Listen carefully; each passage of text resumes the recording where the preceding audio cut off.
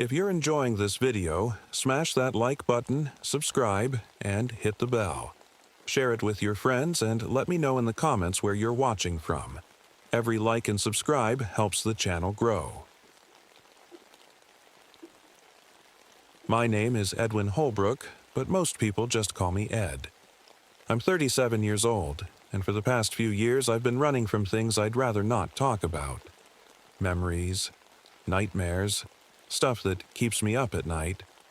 I figured isolation would be the answer, so when the Park Service offered me a job as a fire lookout on Echo Mountain, I didn't think twice. The job was simple enough. Sit in a tower all summer, scan the forest for smoke, and report anything unusual over the radio. The tower was 80 feet tall, perched on top of Echo Mountain in the Cascade Range of Washington State. It was surrounded by endless old-growth trees and jagged peaks, beautiful but lonely. The nearest town was 30 miles away down winding roads that felt like they could collapse any second. When I arrived, the place felt off. The drought had left everything bone dry, and the fire danger was at its highest level. The air smelled faintly of smoke from distant fires, and sometimes it drifted through the valleys like a warning. Even the animals seemed uneasy. Birds were quiet, and the occasional rustle in the bushes made me jump more than it should have. The lookout tower itself was sturdy but worn down. Inside was a bed, a small stove, some shelves full of canned food, and a desk with a radio. There was also a logbook left by the previous lookout, a guy named Harrison who'd worked here last season. His entries started normal enough. Weather updates, wildlife sightings, notes about hikers passing through, but as I flipped through the pages, his writing got strange. Voices in the wind, one entry said. Another read, "Something's watching me from the ridge." His last entry stopped mid-sentence. "I can't take it anymore." I closed the book and shoved it into a drawer. Cabin fever, I told myself. That's all it was. Being alone for months can mess with your head, if you're not used to it. But I wasn't worried. I'd spent years in the wilderness as an Army Ranger after Korea. Solitude didn't scare me. I thought I could handle anything this mountain threw at me. The first few days were uneventful. I settled into my routine, scanning for smoke with binoculars, jotting down weather readings in my journal, sketching wildlife when I had time to kill. Every evening I checked in with headquarters over the radio to confirm everything was fine. But even then, little things started to feel wrong. Sometimes there'd be static on the radio when there shouldn't be, like someone else was trying to talk but couldn't quite get through.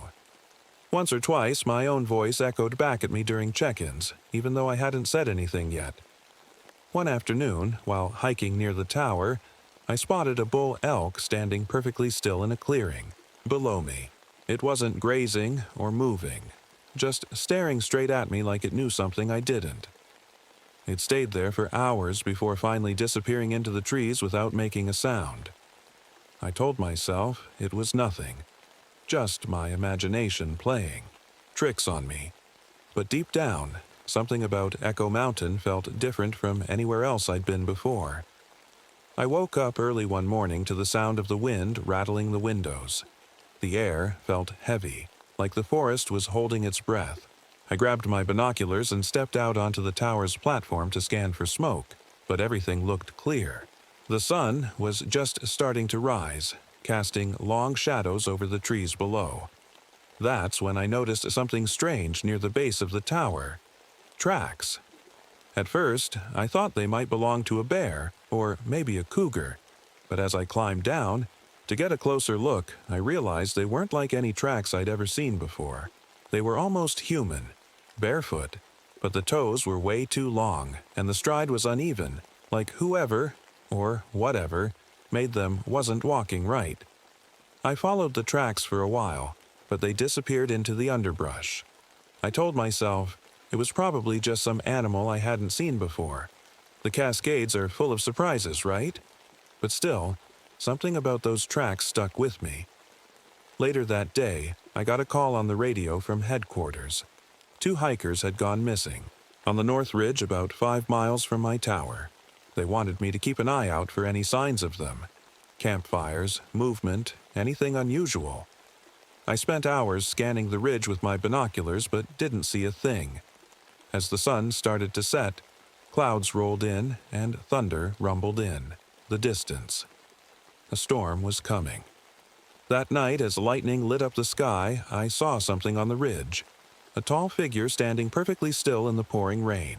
It was too far away to make out any details, but it didn't move at all, not even when the wind picked up or when branches snapped around it. I stared at it for what felt like forever, before another flash of lightning lit up the ridge again. And it was gone. The next morning, I couldn't shake what I'd seen. I told myself it was probably just a tree or a trick of the light, but deep down, I knew better. A few days later, something happened that really shook me. It was late afternoon, and I was sitting at my desk writing in my journal when everything went quiet, completely silent. No birds chirping, no insects buzzing, not even the sound of wind in the trees. Just nothing. I stepped outside and looked around, but there was no sign of anything unusual, just that eerie silence pressing down on me like a weight. It lasted for exactly 37 minutes before everything went back to normal all at once. The birds started singing again, and the wind picked up like nothing had happened. That night, during my radio check-in with headquarters, there was another glitch. In the transmission, static followed by what sounded like fragments of someone else's voice cutting in and out over mine. It wasn't clear enough to make out what they were saying, but it sent chills down my spine. I tried to focus on my duties and ignore all these little things piling up around me. The tracks, the figure on the ridge, the silence. But it was getting harder and harder to convince myself that everything was fine. A week had passed since the silence in the forest, but things were only getting stranger. I was trying to keep my head down, stick to my routine, and focus on my job, but the mountain wasn't making it easy for me. Rick, the supply pilot, showed up one morning with my monthly delivery: canned food, water, and a few letters from headquarters. Normally, Rick was a chatty guy who'd crack jokes and complain about the flight up here, but this time, something was off. He barely said a word as he unloaded the supplies, and when he did speak, it didn't sound like him. His sentences were short and weirdly disjointed, like he was trying to remember how to talk. At one point, he looked at me and said, "The forest listens. You know that, right?" I asked him what he meant, but he just shook his head and walked off toward his tent without another word. That night, I couldn't sleep. Something about Rick's behavior had me on edge. The next morning, I went to check on him, but his tent was empty. The flap was open, and his gear was still inside. His sleeping bag, flashlight, everything. But there were bloody footprints leading away from the tent into the woods. They were barefoot and looked just like the tracks I'd found near the tower earlier that week. I called headquarters on the radio to report Rick missing, but all I got back was static. That afternoon, I found something else. Something worse. While walking around the base of the tower, I noticed a strange pattern on the ground. As I got closer, I realized it was a circle of dead animals. Birds, squirrels, even a deer, all arranged in perfect concentric rings. Their bodies were intact except for one thing. Their throats had been cut cleanly, and their vocal cords were gone. I stumbled back in horror and ran up to the tower to grab my binoculars. I scanned the forest frantically but saw nothing unusual, just trees swaying in the wind like they always did. That night was when things really started to unravel. I was lying in bed when I heard it. My ex-wife's voice calling my name from outside the tower. Ed. Ed. Please help me. It sounded exactly like her. Soft and desperate. But there was no way it could be real. She wasn't here. She hadn't been part of my life for years. Still, hearing her voice made my chest tighten. Against my better judgment, I grabbed my flashlight and climbed down from the tower. "Where are you?" I called out into the dark. Her voice came again. "Over here. Please hurry." I followed the sound into the trees until I reached a small clearing and stopped dead in my tracks. There was no one there, just a pile of human teeth sitting in the dirt. I turned around and sprinted back to the tower as fast as I could. The next day, during my radio check-in with Catherine, the wildlife biologist who sometimes called in, her voice sounded strange too. It was distorted like it was being played through an old tape recorder. And then, halfway through our conversation, her voice cut out completely and was replaced by mine, repeating something I'd said days ago. Everything's fine up here, but it wasn't fine, not even close.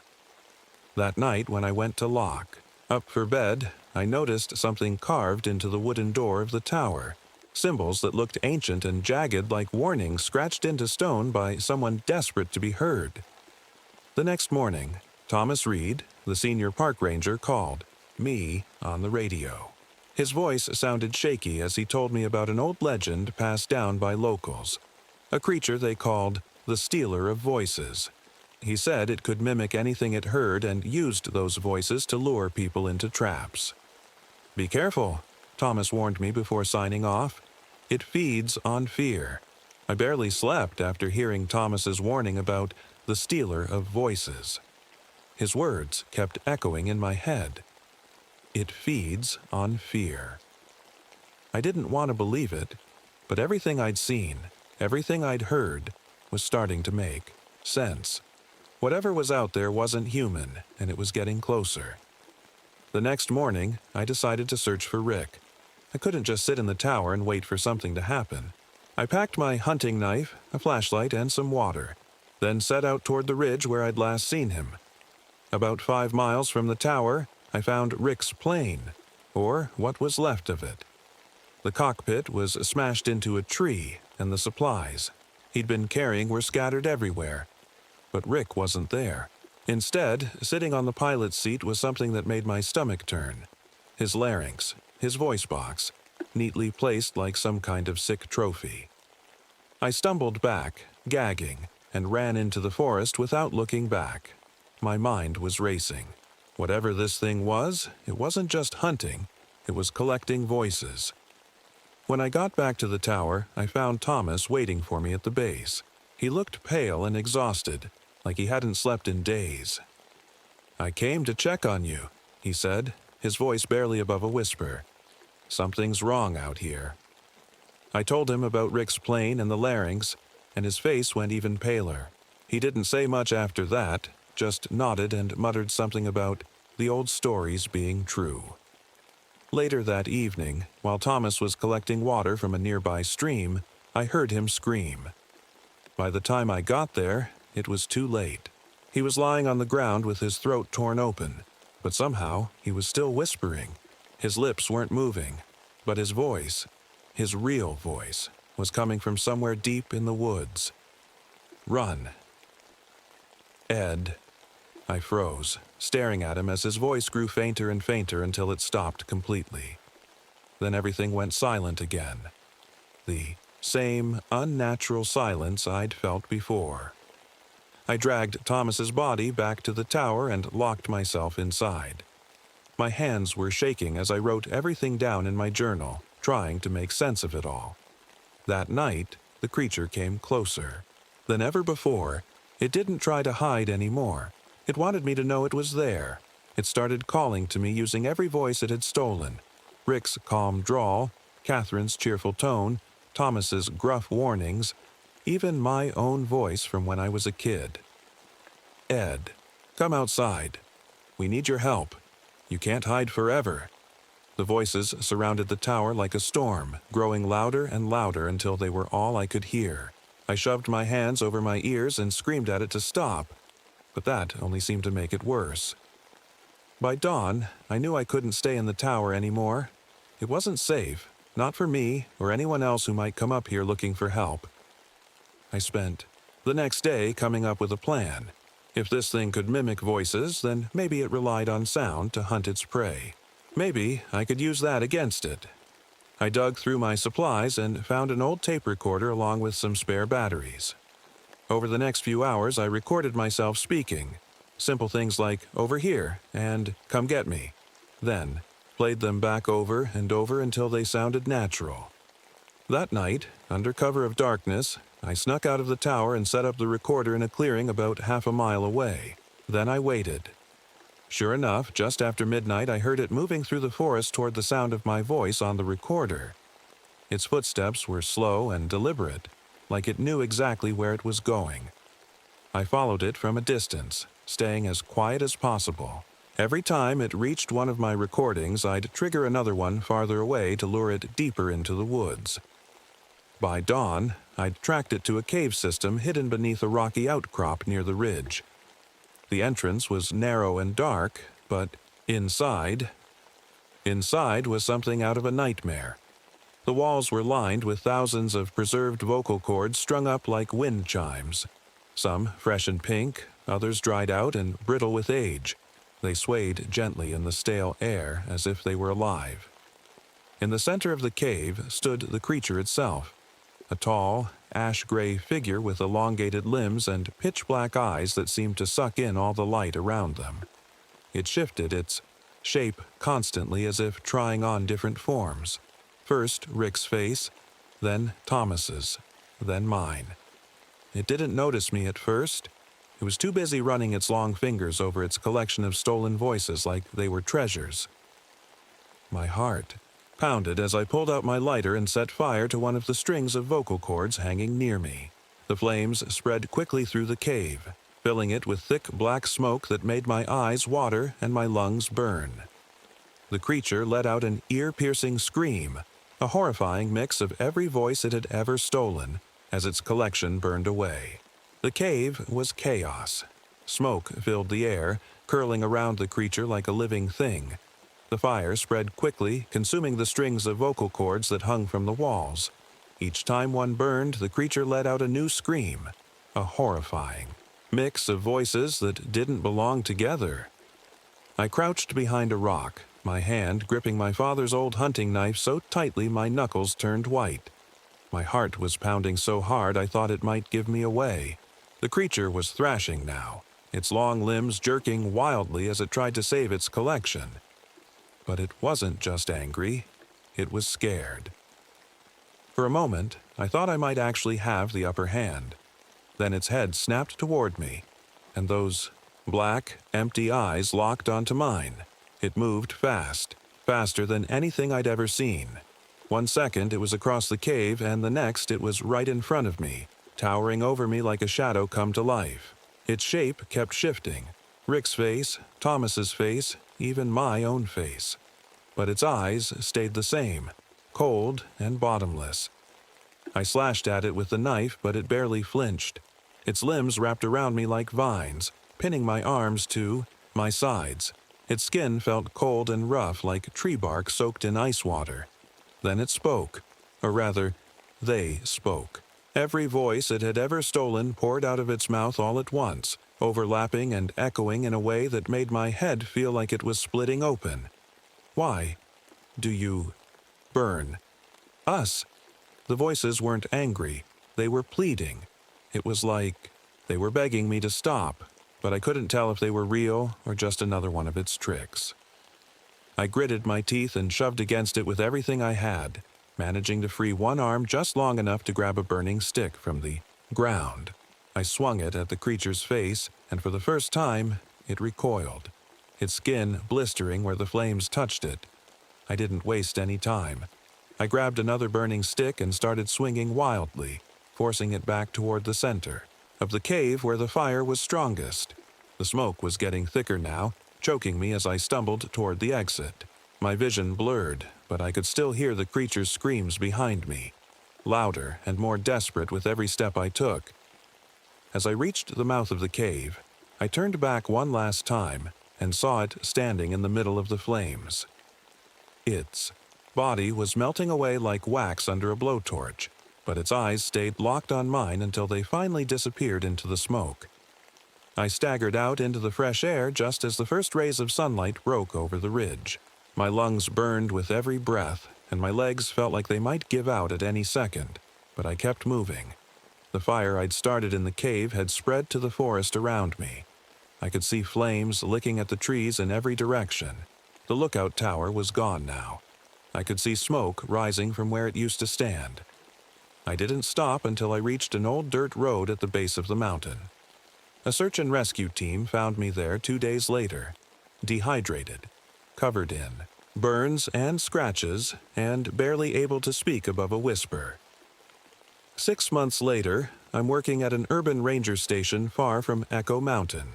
No more backcountry assignments for me. I don't think I could handle being alone out there again. I still think about what happened up on that mountain every day. Sometimes I wonder if anyone will believe me if I ever tell them the truth about what I saw, about what it was, but most days I just try not to think about it too much. There's one thing I do every morning now. I record myself speaking into a tape recorder, just a few sentences, and then play it back to make sure my voice still sounds like mine. Last night, something strange happened. The phone rang in the station after hours when no one else was around. When I picked it up, there was no one on the other end, just silence. And then, my own voice came through, soft and distant like it had been recorded months ago. Everything's fine up here.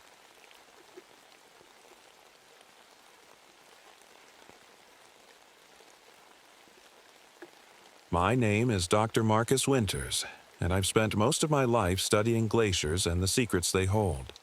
I'm not a thrill seeker or a believer in ghost stories, but what happened to me last winter at Outpost Wolverine changed everything. I thought I knew about the world, and myself. If you're listening to this, I need you to believe me, no matter how strange it sounds, because what I saw out there, it wasn't human. It all started when I got a call from the U.S. Geological Survey. They needed someone to investigate unusual melting patterns in Denali National Park, Alaska. The glaciers were thawing faster than ever, exposing layers of ice that hadn't seen sunlight in thousands of years. It was a once-in-a-lifetime opportunity for someone like me, a glaciologist who spent more time with ice cores than people. But there was something odd about this assignment right from the start. The ranger station where I was supposed to stay, Outpost Wolverine, had been abandoned for months. The last ranger stationed there had left abruptly, citing personal reasons. No one seemed to know, or wanted to say, what those reasons were. I arrived at the park on a cold, gray afternoon. The air smelled sharp and metallic, like a storm was brewing. A young park ranger named Gabriel picked me up from the small airstrip in his beat-up snowmobile. He was friendly enough, but there was something about his eyes, like he was hiding something. "Outpost Wolverine's seen better days," Gabriel said as we rode through the dense forest. "It's remote, even by Alaskan standards. You'll have plenty of peace and quiet for your research." "Peace and quiet is all I need," I replied, though I wasn't entirely sure that was true. The outpost came into view just as the sun dipped below the horizon. It was a squat wooden cabin, surrounded by towering pines and endless snowfields. The place looked sturdy enough, but there was an eerie stillness about it, like it had been forgotten by time. Gabriel helped me unload my gear and showed me around. The cabin had all the basics: a wood stove for heat, a small kitchen, a bunk room, with creaky beds and a radio for emergencies. There was no Wi-Fi or cell service, not surprising this far north, but I didn't mind. I'd come here to work, not scroll through social media. As Gabriel prepared to leave, he hesitated at the door. "Listen," he said quietly. "If you hear anything strange out here, howling or other noises, just stay inside and lock the doors." I laughed nervously, thinking he was joking. "Wolves?" I asked. "Sure," he said quickly, but his tone didn't match his words. "Just be careful." And with that, he left me alone in the middle of nowhere. That first night was uneventful but unsettling. The wind howled through the trees like a living thing, and every creak of the cabin made my skin crawl. Still, I told myself it was just my imagination running wild. After all, I'd spent years working in remote locations without any problems. The next morning, I started my work right away. My job was to collect ice samples from the nearby glacier and analyze them for signs of ancient life. Bacteria, pollen, anything that could tell us about Earth's past climates. It was fascinating work, but as I trekked across the frozen landscape with my equipment in tow, I couldn't shake the feeling that I was being watched. At first, I chalked it up to paranoia, but then I started noticing things. Small things that didn't make sense. Tracks in the snow that didn't match any animal I knew of. Strange patterns etched into the ice, like claw marks or symbols carved by an unseen hand. One afternoon, while taking samples near a deep crevasse in the glacier, I found something that stopped me cold. A perfectly preserved bird, frozen in the ice. It wasn't unusual to find ancient creatures trapped in glaciers. That's part of what makes them so fascinating. But this bird looked wrong, somehow. Its feathers were pristine, as if it had died yesterday, but its eyes were wide open and filled with terror. I took photos and carefully extracted it from the ice to examine back at the cabin. That night, as I studied it under my microscope, Gabriel stopped by unexpectedly. "Find anything interesting?" he asked casually. I showed him the bird and explained how strange it was that something so well preserved could appear so suddenly after thousands of years buried in ice. Gabriel's face darkened as he stared at it. "You should put that back where you found it," he said firmly. "Why?" I asked, confused. "It's just better that way," he muttered before leaving abruptly. His reaction unsettled me more than anything else so far. What did he know? That he wasn't telling me? And why did he seem so afraid? That night, as I lay in bed staring at the ceiling beams above me, sleep wouldn't come easily. Not with Gabriel's warning echoing in my mind, or with that bird's lifeless eyes burned into my memory. Little did I know then. This was only the beginning.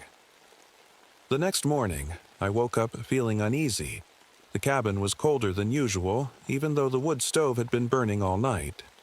I wrapped myself in a thick jacket and stepped outside to check the weather. The sky was clear, but the air felt heavy, like something was pressing down on me.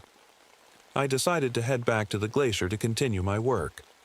Gabriel had mentioned he'd be patrolling nearby, so I figured I might run into him later. As I walked through the snow-covered forest, everything seemed quieter than it should have been. No birds chirping, no rustling leaves, just the crunch of my boots and the occasional gust of wind. When I reached the glacier, I noticed something strange right away. There were fresh tracks leading toward the crevasse where I'd found the frozen bird. But these weren't human tracks or animal tracks. They were long and thin, almost like scratches in the snow. They seemed to start out of nowhere and disappeared into the ice. I followed them cautiously, my heart pounding in my chest. The tracks led me to a spot near the edge of the crevasse where the ice was thinner than usual. As I knelt down to examine it, I saw something glinting beneath the surface, a shard of black stone that looked completely out of place. Using my ice pick, I carefully chipped away at the surrounding ice until I could free it. The stone was smooth and cold to the touch, but it didn't look natural. It felt like it had been shaped by someone, or something. I slipped it into my backpack and decided to head back to the cabin to study it further. On my way back, I couldn't shake the feeling that I was being followed. Every so often, I'd hear faint crunching sounds behind me, but when I turned around, there was nothing there. When I finally reached Outpost Wolverine, Gabriel was waiting for me outside. He looked pale and nervous. "You shouldn't be out there alone," he said sharply. "I'm fine," I replied, though my voice sounded less confident than I'd hoped. Gabriel stared at me for a moment before sighing. "There's something you need to know about this place," he said quietly. "Something people don't talk about." I raised an eyebrow but didn't say anything, letting him continue. "There's an old legend around here," he began hesitantly. "The locals call them cold spirits. They say they live in the glaciers, trapped in the ice, and when the ice melts, they wake up." I couldn't help but laugh nervously. "Sounds like a campfire story," I said. Gabriel didn't smile. Maybe, he said stiffly, but people have gone missing out here, hikers, rangers, and no one ever finds them. His words sent a chill down my spine, but I tried to brush it off as superstition. I'm here for science, I said firmly, not ghost stories. Gabriel nodded, but didn't look convinced. Before he left, he added one last warning. If you hear anything strange tonight, don't go outside. That evening, as I studied the black stone under a magnifying glass, I noticed something unusual about its surface. It was covered in tiny grooves that formed intricate patterns. They looked almost like writing or symbols, but they didn't match any language or markings I'd seen before. As I worked late into the night, trying to make sense of what I'd found, strange things started happening around the cabin. The wind picked up suddenly, rattling the windows and shaking loose snow from the roof. The radio crackled with static even though it wasn't turned on. And then there was a sound outside. It started faintly, a low humming noise that seemed to come from deep within the forest. At first, I thought it might be Gabriel's snowmobile returning unexpectedly, but as it grew louder, I realized it wasn't mechanical at all. It sounded alive, like breathing mixed with growling. I froze in place, listening intently as my pulse quickened. The sound circled the cabin slowly before fading into silence again. I wanted to believe it was just an animal, maybe a wolf, but deep down, I knew better. That night, when I finally climbed into bed, sleep didn't come easily. Every creak of the cabin felt amplified in the darkness. Every gust of wind sounded like footsteps approaching my door. And then, just as my eyes began to close, there was a knock at the window. It wasn't loud, just a soft tap, tap, tap, but it sent chills down my spine nonetheless. My first instinct was to ignore it, to pretend it wasn't happening, but curiosity got the better of me. I grabbed my flashlight and crept toward the window slowly, trying not to make any noise. When I reached it and shined my light outside, there was nothing there except snow and shadows. But just as I turned away from the window, something knocked again, this time from the other side of the cabin. I didn't sleep much that night. Every sound outside the cabin felt like a threat. Every shadow seemed alive. By morning, I was exhausted, but I told myself I couldn't let fear get the better of me. I had work to do, and answers to find. Gabriel stopped by early, looking as uneasy as ever. "You okay?" he asked, noticing the dark circles under my eyes. "Yeah," I lied. "Just a long night." He didn't press me for details, but his expression told me he knew something wasn't right. "I'll be out patrolling near the glacier today," he said. "If you need anything, call me on the radio." I nodded and watched him leave, feeling strangely relieved to know he'd be close by. I spent most of the day analyzing the black stone and reviewing my notes from the glacier.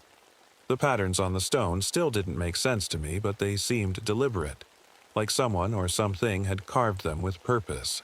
The more I stared at them, the more uneasy I felt, as if they were trying to tell me something I didn't want to hear. Around midday, Diane showed up at the cabin. She was a wildlife photographer who'd been working in the area for weeks, documenting the effects of climate change on local ecosystems.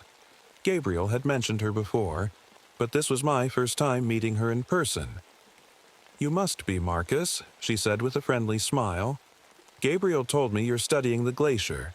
"That's right," I replied, trying to sound more confident than I felt. She pulled out her camera and showed me some of her recent photos. Wolves avoiding certain areas near the glacier, strange formations in the ice that looked almost like faces. "I thought you might find these interesting," she said. I studied the images carefully, my heart racing as I recognized some of the patterns from the black stone. "Where did you take these?" I asked. "Near the crevasse," she said casually. "Same place Gabriel said you've been working." I hesitated before asking my next question. "Have you noticed anything strange out there? Sounds? Tracks?" Diane frowned slightly but nodded. Yeah, actually, she said. The wolves have been acting weird, staying away from certain areas like they're scared of something. And last night, I thought I saw something moving inside the glacier. What kind of something? I asked quickly. She shrugged but looked uneasy. I don't know. It was dark and far away, but it didn't look like an animal. Her words sent a chill down my spine. Whatever was happening out there wasn't just in my head. It was real. That evening, Gabriel came by again to check on me. Diane had already left to set up her camera traps near the forest edge, so it was just him and me in the cabin. I need to ask you something, I said as he warmed his hands by the stove. Go ahead, he replied cautiously. What happened to the last ranger stationed here? I asked bluntly. Gabriel stiffened and avoided my gaze. He left, he said simply. Why? I pressed. Gabriel sighed heavily and sat down across from me. He started seeing things, he admitted reluctantly. Hearing voices in the wind, feeling like he was being watched all the time. And no one thought that was worth mentioning before sending me here? I asked angrily. It's not exactly something we put in job descriptions, Gabriel muttered. Besides, most people think it's just isolation getting to you. But you don't think that, I said firmly. Gabriel hesitated before answering. No, he admitted quietly. I've seen things too, things I can't explain. Before, I could ask him more questions. There was a loud bang outside, a sound like metal hitting metal. Gabriel grabbed his flashlight and motioned for me to stay inside while he checked it out. I waited anxiously by the window as he disappeared into the darkness. Minutes passed without any sign of him, and then there was another sound, a low growl that seemed to come from everywhere at once. I grabbed my own flashlight and stepped outside despite Gabriel's earlier warnings not to leave the cabin at night. The cold hit me like a wall as I scanned the area for any sign of him. Gabriel! I called out into the darkness. No response. And then I saw it. Near the edge of the forest where Diane had set up her camera traps earlier, there was movement. Something. Tall and pale, slipping between the trees like smoke. It wasn't human, it wasn't animal, it was something else entirely. I froze in place as it turned toward me briefly before disappearing into the shadows again. Its face, or what passed for one, was featureless except for two glowing blue eyes that seemed to pierce straight through me. My legs felt like lead as I stumbled back toward the cabin and locked myself inside. My hands were shaking so badly that it took 3 tries to light a fire in the stove again. Gabriel returned about an hour later, looking pale but unharmed. He didn't say much about what he'd seen outside, just muttered something about checking on Diane tomorrow morning. But his silence spoke volumes. Neither of us slept that night. The next morning, Gabriel and I decided to check on Diane. Neither of us had slept much, but we knew we couldn't ignore what was happening. Gabriel packed his rifle, even though he didn't say why, and I grabbed my gear, hoping to find some logical explanation for the strange events. The forest felt different as we walked through it. Quieter than usual, almost like it was holding its breath. The snow crunched beneath our boots, but the sound seemed muffled, swallowed by the stillness around us. When we reached Diane's campsite near the edge of the glacier, her tent was empty. Her camera traps were still set up, but there was no sign of her anywhere. Gabriel called out her name several times, his voice echoing through the trees, but there was no response.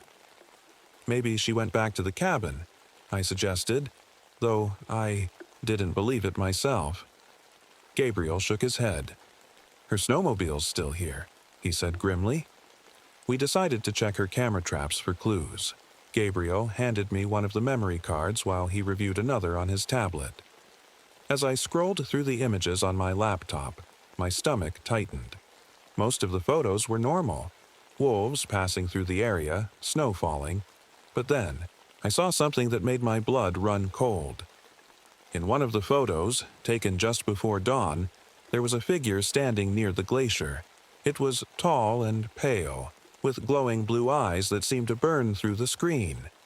Its body looked almost human but stretched unnaturally long, like it had been pulled apart and pieced back together wrong. "Gabriel," I said shakily, turning, my laptop toward him. He stared at the image for a long moment before muttering under his breath, "Cold spirits." I wanted to dismiss it as a trick of light or a glitch in the camera, but deep down, I knew better. Whatever this thing was, it wasn't natural. As we continued searching for Diane, things only got stranger. We found her footprints, leading toward the glacier, but stopped abruptly near a crevasse where the ice was cracked and uneven.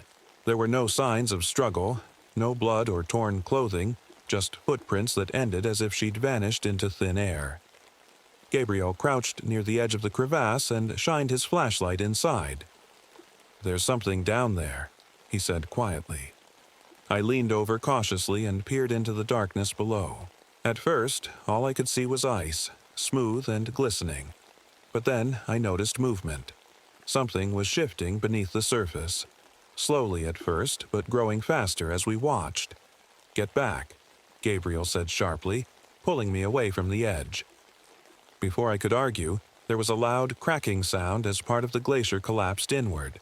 The ground shook violently beneath our feet as chunks of ice tumbled into the crevasse below, and then it emerged.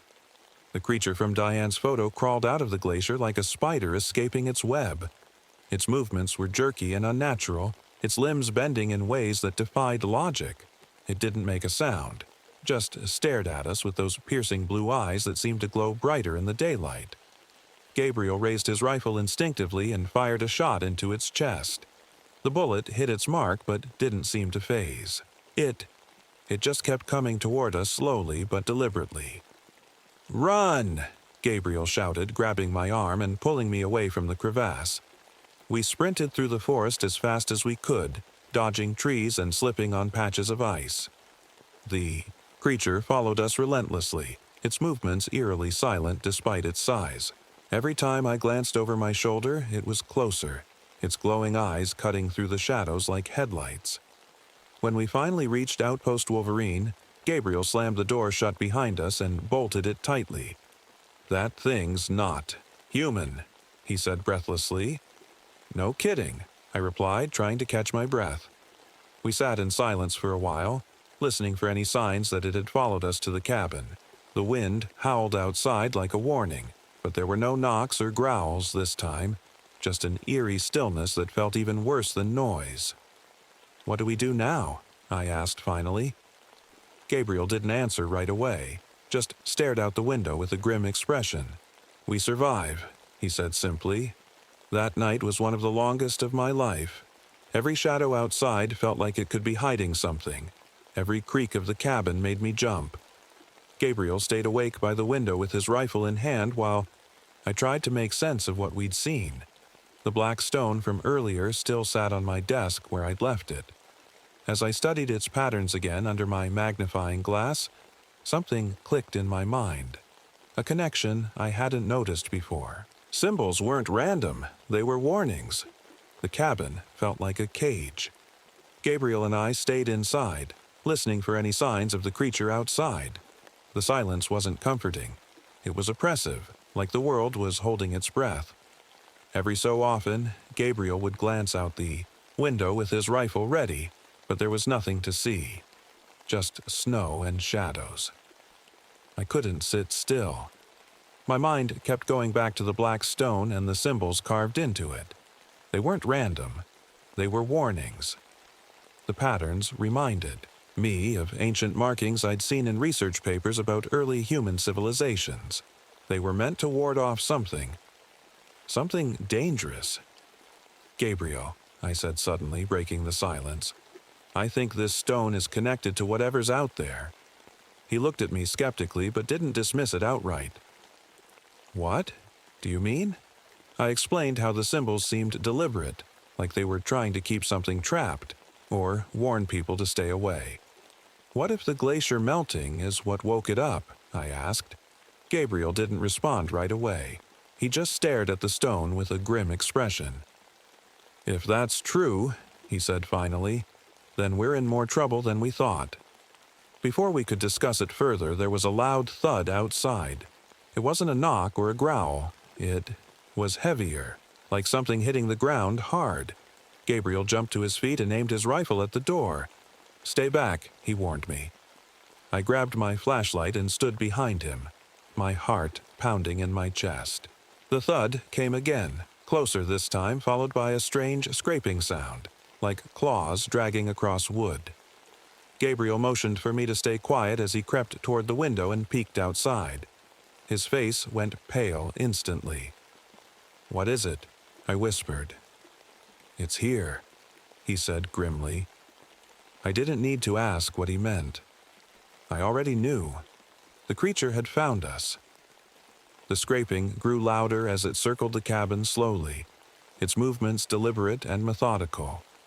Every so often, it would stop near a window or door, as if testing our defenses. Gabriel tightened his grip on the rifle but didn't fire. He knew it wouldn't do much good. "We can't stay here," I said urgently. Gabriel nodded reluctantly. "There's an old geothermal spring about 2 miles from here," he said, quietly. "The water's hot enough to keep the ice from forming. It might be enough to slow it down." It wasn't much of a plan, but it was better than waiting for the creature to break in. We packed quickly, grabbing only what we needed: food, water, flashlights, and Gabriel's rifle. As we prepared to leave, I slipped the black stone into my backpack. It felt important somehow, even if I didn't fully understand why. We waited for a lull in the creature's movements before making our escape. Gabriel opened the door cautiously and scanned the area with his flashlight before motioning for me to follow him. The cold hit me like a wall as we stepped outside. The snow crunched beneath our boots loudly in the silence, making it impossible to move quietly. We headed toward the geothermal spring as quickly as we could without drawing attention to ourselves. But we weren't fast enough. Halfway through the forest, I heard it. The low growl that had haunted me since my first night at Outpost Wolverine. It was closer now, louder and more menacing than ever before. "Run!" Gabriel shouted, firing a shot behind us as we sprinted through the trees. The creature moved faster than I'd expected, its long limbs carrying it effortlessly over the snow-covered ground. Every time I glanced over my shoulder, it was closer. Those glowing blue eyes cutting through the darkness like flames. We reached the geothermal spring just as Gabriel ran out of ammunition. The hot water bubbled and steamed in stark contrast to the freezing air around us. A small oasis of warmth in an otherwise icy landscape. "Get in," Gabriel shouted as he grabbed my arm and pulled me toward the edge of the spring. We waded into the water cautiously but quickly, letting its warmth surround us as we watched for any sign of movement outside its perimeter. The creature stopped at the edge of the spring and stared at us with those piercing blue eyes. It seemed hesitant for the first time since we'd encountered it. "It doesn't like heat," I realized aloud. Gabriel nodded, but didn't take his eyes off the creature. "It's been living in ice for who knows how long. Heat probably feels like poison to it." The creature paced around the edge of the spring slowly, its movements jerky and unnatural as if trying to decide whether or not to attack us directly. For a moment I thought we might have found safety, but then it did something unexpected. It reached into its chest with one of its long claws and pulled out a shard of black stone, identical to the one I'd found earlier, and threw it into the water near us. The water hissed violently as steam rose around us thickly. Suddenly, I felt dizzy and disoriented, as if gravity itself had shifted somehow, and realized too late that this wasn't just an ordinary rock. It carried some kind of energy that disrupted reality itself. The moment the black stone hit the water, everything changed. The steam around us thickened, swirling like smoke, and the air became heavy, almost suffocating. My head spun as the ground beneath me seemed to shift, like the earth itself was twisting out of place. Gabriel grabbed my arm to steady me, his face pale and tense. "What's happening?" I gasped.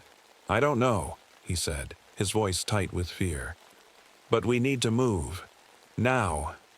The creature stood at the edge of the spring, watching us with those glowing blue eyes. It didn't move closer, but it didn't retreat either. It seemed to be waiting, testing us somehow. The shard it had thrown into the water was still there, pulsing faintly like a heartbeat. I reached into my backpack and pulled out the black stone I'd found earlier. The patterns on its surface seemed to glow faintly in response to the shard in the water. It was like they were connected. Two pieces of something much larger. Gabriel noticed it immediately. "What are you doing?" he asked sharply. "I think this is the key," I said, holding up the stone. "It's connected to that thing somehow." "Connected how?" he asked, his voice rising in panic. "I don't know," I admitted, "but it's worth a shot." Before he could stop me, I waded deeper into the spring, holding the stone tightly in my hand. The heat of the water burned against my skin, but I ignored it and focused on the creature. Its eyes followed me closely as I approached the shard. It had thrown into the water. "Marcus!" Gabriel shouted behind me. "Get back here!" I didn't listen. Something inside me told me this was the only way to end it, to stop whatever was happening before it got worse. As I reached the shard, I held up my stone and pressed it against its surface. The moment they touched, a blinding light erupted from both stones, illuminating everything around us in stark white. The creature let out a piercing shriek, a sound so loud and unnatural that it felt like it was tearing through my chest. The light grew brighter and hotter until I couldn't see or feel anything except its overwhelming presence. And then, everything went silent. When I opened my eyes again, the creature was gone. The shard in the water had vanished along with it, leaving only ripples in its place. Gabriel was kneeling at the edge of the spring, staring at me in shock. "What just happened?" he asked breathlessly. I began slowly, struggling to find the right words. "I think we sent it back." "Back where?" Gabriel asked. I shook my head. "I don't know." We climbed out of the spring cautiously and looked around for any signs of danger. The forest was still eerily quiet, but there was no sign of the creature or its glowing blue eyes anywhere. Gabriel turned to me with a serious expression. "We need to leave," he said firmly. "Now."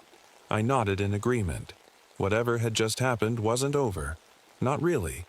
But staying here wasn't an option anymore.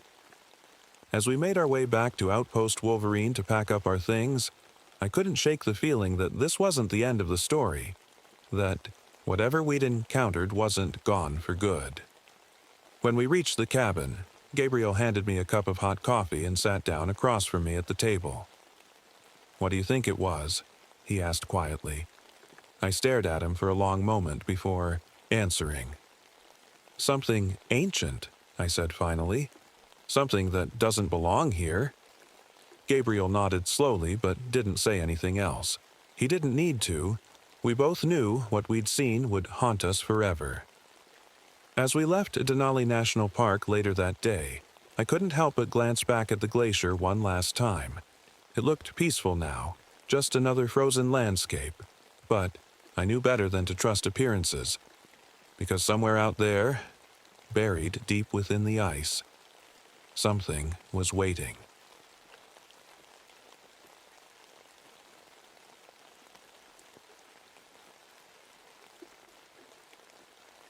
My name is Alex Carter, and I'm a journalist. Not the kind that chases celebrities or writes about politics. I dig into mysteries, uncover hidden stories, and sometimes I even chase ghosts. Well, not literally ghosts. I don't believe in them. At least, I didn't until I visited that cursed mansion in the middle of nowhere. It all started when my editor handed me a file about an old abandoned mansion in a remote village. The place was called Blackwood Manor, and it had a reputation for being haunted. People said strange things happened there, lights flickering inside even though there's no electricity, screams echoing at night, and anyone who dared to go inside never came back the same. Some didn't come back at all. I didn't believe any of it. Ghost stories are usually just that, stories. But the villagers were terrified of the place, and their fear made me curious. If I could write an article exposing the truth behind Blackwood Manor, it would be big news. So I packed my bag with a flashlight, a notebook, and my trusty camera, and drove out to the village to see it for myself. The village was small, just a few houses scattered along a dirt road surrounded by thick woods. As soon as I arrived, people stared at me like I didn't belong there. An old man sitting outside a grocery store stopped me before I could even ask for directions. "You're not here for Blackwood Manor, are you?" he asked, his voice shaky. I nodded. "I'm just here to look around. Don't go near it," he warned. "That place is cursed. It's not safe." I tried to ask him more about what he meant, but he wouldn't say anything else. Others in the village were just as tight-lipped. They avoided eye contact and hurried away whenever I mentioned the mansion. This only made me more determined to find out what was going on. If people were this scared of a crumbling old house, there had to be something worth investigating. By late afternoon, I stood at the edge of the forest path leading to Blackwood Manor. The trees were tall and twisted, their branches forming shadows that stretched across the ground like claws. The air felt colder here, even though it was summer. I took a deep breath and stepped onto the path. The path leading to Blackwood Manor was quiet. Too quiet. There were no birds chirping, no rustling, leaves, just the sound of my footsteps crunching on the dirt. It felt like the forest was holding its breath, waiting for something to happen. After walking for about 10 minutes, I saw it, the mansion. It stood at the end of the path like a giant shadow, its tall windows staring back at me like empty eyes. The roof was caved in on one side, and ivy had taken over most of the walls. It looked like it hadn't been touched in years. I stopped for a moment and stared at it. I wasn't scared. I don't scare easily. But there was something about the place that made my skin crawl. Maybe it was the silence, or the way the trees seemed to lean toward the house as if they were trying to keep it hidden. I shook off the feeling and walked closer. The front door was heavy and wooden, with deep scratches carved into it. They looked like claw marks, but I told myself it was probably just an animal, maybe a bear or something. I pushed the door open, and it creaked, loudly, echoing through the empty halls. The air inside smelled damp and old, like wet wood and rotting fabric. My flashlight beam cut through the darkness, revealing dusty furniture covered in white sheets. The living room had a grand fireplace with a cracked stone mantel, and above it hung a faded portrait of a family. A man, a woman, and 2 children. Their faces were blurred from age, but their eyes seemed to follow me as I moved. I took out my camera and snapped a few pictures. As I did, I thought I heard something. A faint whisper. It was so soft that I wasn't sure if it was real or just my imagination. "Hello," I called out, my voice sounding small in the massive house. No answer. I kept exploring, moving deeper, into the mansion. The floors creaked under my weight, and every now and then I'd hear strange noises, like footsteps or distant laughter. But whenever I turned around, there was nothing there. In one room, I found an old piano covered in dust. Its keys were yellowed with age, but one of them looked clean, as if someone had touched it recently. That's when I noticed something odd. There were footprints in the dust on the floor. They weren't mine. They were smaller, like a child's. Followed them down a long hallway until they stopped at a door at the end. This door was different from the others. It had deep scratches on it too, but these were more chaotic, like someone had been clawing at it from inside. I tried to open it, but it wouldn't budge. It was locked. I stood there for a moment, staring at the door and wondering what could be behind it. That's when I heard another sound, a soft tapping coming from somewhere upstairs. My heart started beating faster as I turned toward the staircase. The tapping continued, steady and slow, like someone knocking on wood. I didn't want to go upstairs. I really didn't, but my curiosity got the better of me. Holding my flashlight tight, I started climbing the stairs one creaky step at a time. The stairs groaned under my feet as I climbed, each step sounding louder than the last. My flashlight flickered for a moment, and I stopped to tap it back into working order. The tapping sound upstairs hadn't stopped. It was steady, like someone knocking on a door or maybe tapping their fingers on a table. When I reached the top of the stairs, I found myself in another long hallway. The walls were lined with faded wallpaper that looked like it had once been bright and cheerful but was now peeling and stained. There were more doors here, each one closed. The tapping was coming from the last room on the left. I walked slowly toward it, my flashlight beam shaking slightly in my hand. The closer I got, the colder the air felt. By the time I reached the door, my breath was visible in front of me like it was winter inside this one room. I knocked softly on the door. "Hello? Is anyone there?" No answer. I turned the handle and pushed the door open. It creaked loudly, revealing a small bedroom with a single bed pushed against the far wall. The bed was covered in a dusty quilt, and beside it was a wooden rocking chair that was moving back and forth on its own. I froze. The chair slowed to a stop as if it had just noticed me standing there. The tapping sound was gone now, replaced by an eerie silence that made my ears ring. I stepped into the room cautiously, shining my flashlight around. There wasn't much to see, just old furniture and cobwebs hanging from the ceiling. But something felt off. It felt like I wasn't alone anymore. On the bedside table, there was a small leather-bound book covered in dust. I picked it up and opened it carefully. The pages were filled with handwritten notes, some neat and tidy, others scribbled frantically like they'd been written in a hurry. The first few pages seemed normal enough, lists of household chores, reminders about family events. But as I flipped through, the writing became darker and more desperate. "Something is wrong," one entry read. "The children keep waking up screaming about shadows in their room." Another entry said, "I hear whispers at night when everyone is asleep. They're coming from behind the locked door downstairs." I felt a chill run down my spine as I read those words. Was this family hearing the same whispers I thought I'd heard earlier? The final entry was barely legible. "It's here now, watching us. Waiting." My hands were shaking as I closed the book and put it back on the table. Suddenly, I heard something behind me.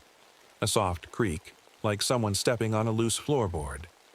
I spun around quickly, shining my flashlight toward the doorway, but there was nothing there. Just an empty hallway stretching into darkness. I decided to leave the room and keep exploring upstairs. Something told me there were more answers hidden here.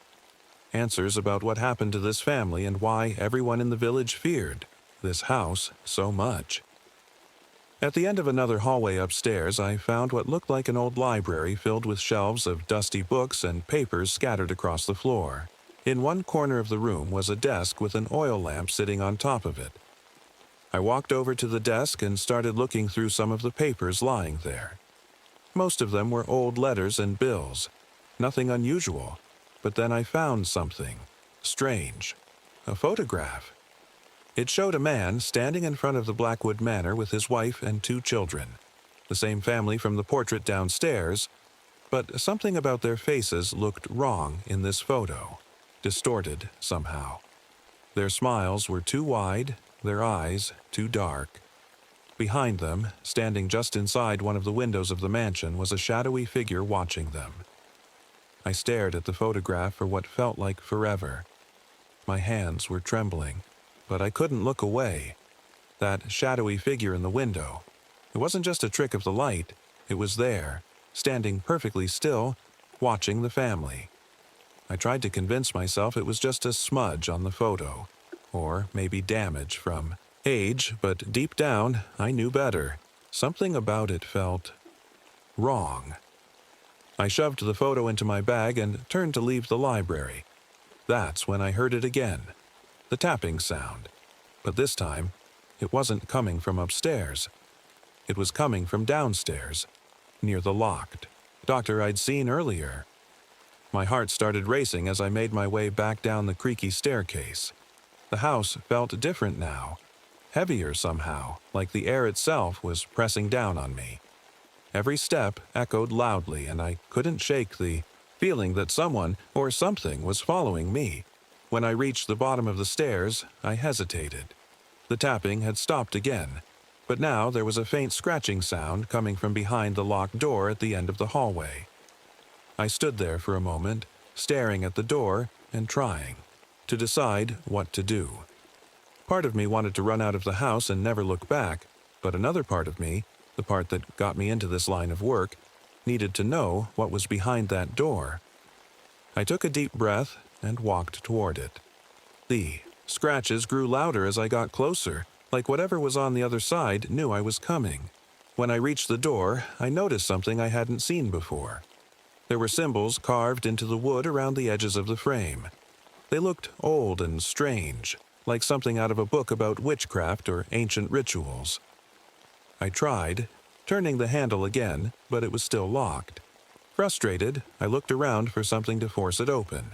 In one corner of the hallway, I found an old crowbar leaning against the wall, almost like someone had left it there on purpose. I grabbed it and wedged it into the gap between the door and its frame. With a loud crack, the lock broke, and the door swung open slowly. The room beyond was pitch black, even with my flashlight shining into it. The air inside was freezing cold and smelled metallic, like blood or rust. I stepped inside cautiously, my flashlight beam cutting through the darkness. The first thing I saw were symbols painted on the walls in what looked like dried blood. The same symbols that had been carved into the doorframe outside. In the center of the room was a small table covered in melted candle wax and strange objects. Bones tied together with string, jars filled with murky liquid, and an old wooden box with intricate carvings on its surface. But what caught my attention most was what hung on the wall directly across from me. A large mirror with a black frame covered in more of those strange symbols. The mirror didn't reflect my flashlight beam properly. It seemed to absorb it instead, making its surface look like an endless void. As I stepped closer to examine it, something moved in its depths. At first, I thought it was just my reflection shifting as I moved closer, but then I realized that whatever was in there wasn't copying my movements. It was watching me. Before I could react, a loud bang echoed through the house, like a door slamming, shut somewhere upstairs. I spun around quickly but saw nothing behind me except darkness. When I turned back toward the mirror, my reflection was gone. Instead of my face staring back at me from its surface, there were dozens of faces, pale and distorted, pressing against what looked like glass from inside. Their mouths were open as if they were screaming silently. And then, one of them moved, its hand pressed against the inside of the mirror's surface as if trying to push through. That's when I realized I wasn't looking at reflections at all. These were people, or what was left of them, trapped inside this thing. Suddenly, whispers filled the room, soft at first but growing louder until they were deafening. "Help us," they said over and over again in voices that didn't sound entirely human. My flashlight flickered wildly before going out completely. In total darkness now, all I could hear were those whispers. And then, footsteps behind me. The footsteps were slow, deliberate, and getting closer. My heart was pounding so hard I thought it might burst out of my chest. I gripped the flashlight tightly, even though it wasn't working anymore. It was the only thing I had to hold on to. I didn't dare turn around. Whatever was behind me, I didn't want to see it. The whispers from the mirror grew louder, overlapping until they were just noise, chaotic and impossible to understand. The faces inside the mirror were moving faster now, pressing against the glass like they were trying to escape. "Help us," one voice said again, clearer than the rest. I don't know why I did it. Maybe it was instinct, or maybe I just wanted the noise to stop, but I reached out and touched the mirror's surface. It was ice cold, colder than anything I'd ever felt before. For a moment, everything went silent. The whispers stopped, the footsteps stopped, Even my own breathing felt like it had been swallowed by the darkness. And then, the mirror pulled me in. It wasn't like stepping through a doorway or falling. It was like being dragged underwater. Everything around me felt heavy and suffocating. And when I opened my eyes, I wasn't in the room anymore. I was somewhere else entirely. The world inside the mirror was dark and endless, like a void that stretched forever in every direction. The air was thick and cold, and shadows moved around me like living things. I could hear faint voices echoing in the distance, crying, begging, screaming, but I couldn't see anyone. "Alex," a voice whispered behind me. I turned quickly and saw one of the faces from the mirror standing there, a pale figure with hollow eyes and twisted features. It looked human once, but not anymore. "You shouldn't have come here," it said in a voice that sounded like broken glass. Before I could respond, more figures appeared, dozens of them, all pale and distorted like the first one. They surrounded me, their hollow eyes staring as if they could see right through me. "What do you want?" I managed to ask, my voice shaking. They didn't answer right away. Instead, they moved closer until they were only inches away from me. "We want out," one of them whispered. Another one spoke. "You can free us." "How?" I asked. They pointed behind me to something glowing faintly in the darkness, a small object sitting on a pedestal made of black stone. When I walked closer to it, I realized it was the wooden box I'd seen earlier on the table in the locked room. "Destroy it," one of them said. I hesitated. Something about this felt wrong, like they weren't telling me everything. "What happens if I destroy it?" I asked. The figures didn't answer right away. Instead, their faces twisted into something darker, angrier. "Do it!" They screamed in unison, their voices echoing so loudly that it made my head feel like it was splitting open. I grabbed the box without thinking and threw it onto the ground as hard as I could. The moment it shattered into pieces, everything changed. The figures screamed, high-pitched and unnatural, and began to dissolve into shadows that swirled around me violently. The void started collapsing in on itself, pulling everything, including me, toward its center. I closed my eyes and braced myself for whatever was about to happen next. When I opened my eyes again, I was back in the room with the mirror, but something was different. The mirror's surface was cracked now, its once glowing frame darkened and lifeless. The whispers were gone, replaced by silence so deep that it felt almost peaceful. But then, I noticed something else. The faces inside the mirror were gone too, except for one. My own reflection stared back at me from its shattered surface. But there was something wrong with it. Its eyes weren't mine anymore. They were hollow, just like theirs had been. I stood there, frozen, staring at the mirror. My reflection was wrong. Its hollow eyes stared back at me like it was alive, like it was something else entirely. I wanted to look away, but I couldn't. It felt like the mirror was holding me there, forcing me to face whatever I had unleashed. Finally, I snapped out of it and stumbled backward, almost falling over the broken pieces of the wooden box on the floor. My flashlight flickered back to life in my hand, casting a shaky beam of light across the room. The whispers were gone. The tapping was gone. The house was silent now, but the silence didn't feel comforting. It felt heavy, like the air was still thick with something I couldn't see. I didn't waste any more time. I grabbed my bag and ran out of the room, down the hallway, and out of the mansion as fast as I could.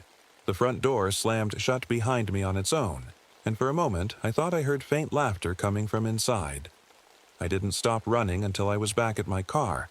My hands were shaking so badly that it took me 3 tries to get the keys into the ignition. As soon as the engine roared to life, I sped down the dirt road without looking back. When I got home that night, I locked every door and window in my apartment and sat in silence for hours. My mind kept replaying everything that had happened. The faces in the mirror, the voices begging for help, the way my reflection had stared at me with hollow eyes. I tried to convince myself it wasn't real, that maybe I had imagined it all, but deep down, I knew better. The next morning, I wrote my article about Blackwood Manor. I described its eerie history and the strange things people said about it, but I left out everything that had happened to me inside. No one would believe me anyway. Still, even after finishing the article and sending it off to my editor, I couldn't shake the feeling that something had followed me home. It started small at first. Little things like shadows moving in corners, where there shouldn't be shadows or faint whispers when I was alone in a room. But then it got worse. One night, while brushing my teeth in front of the bathroom mirror, I noticed something strange. My reflection wasn't moving exactly like me. It was just a fraction slower, like it was hesitating before copying my movements, froze and stared at it for what felt like hours before finally turning away. After that night, mirrors became unbearable for me. Every time I looked into one, even just for a second, I felt like something was watching me from inside. Sometimes I'd hear faint whispers coming from my reflection, or see movement out of the corner of my eye that didn't match what I was doing. It wasn't long before I started covering all the mirrors in my apartment with sheets or turning them around so they faced the wall. But no matter what I did, I could still feel them watching. Now, months later, I don't leave my apartment much anymore. The world outside feels distant, like it's not really mine anymore. Sometimes at night, when everything is quiet and dark, I hear tapping sounds coming from behind my covered mirrors. And sometimes, just sometimes, when I close my eyes, I see those hollow faces staring back at me, waiting.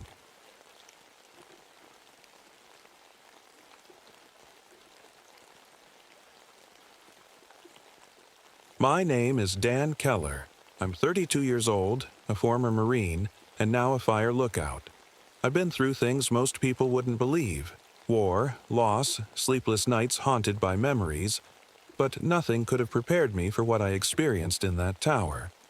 It was the fall of 1953 when I took the job. I needed to get away from everything. The noise, the people, the guilt. The Adirondack Mountains seemed perfect. Quiet, isolated, surrounded by nothing but miles of trees. It felt like the kind of place where I could finally breathe again. The Fire Watch Tower was perched high on a hill, overlooking an endless sea of pine trees. It was old and creaky, but sturdy enough to survive decades of storms. The air smelled crisp, mixed with the faint scent of dry leaves. The forest had been in a drought for months, which made my job even more important. One spark out there could turn the whole place into ash. When I arrived at the tower, everything seemed normal at first. The previous lookout had left behind some supplies, a lantern, canned food, and a logbook. The logbook caught my attention right away because it wasn't just filled with notes about smoke sightings or weather conditions. The entries were strange. Day 12.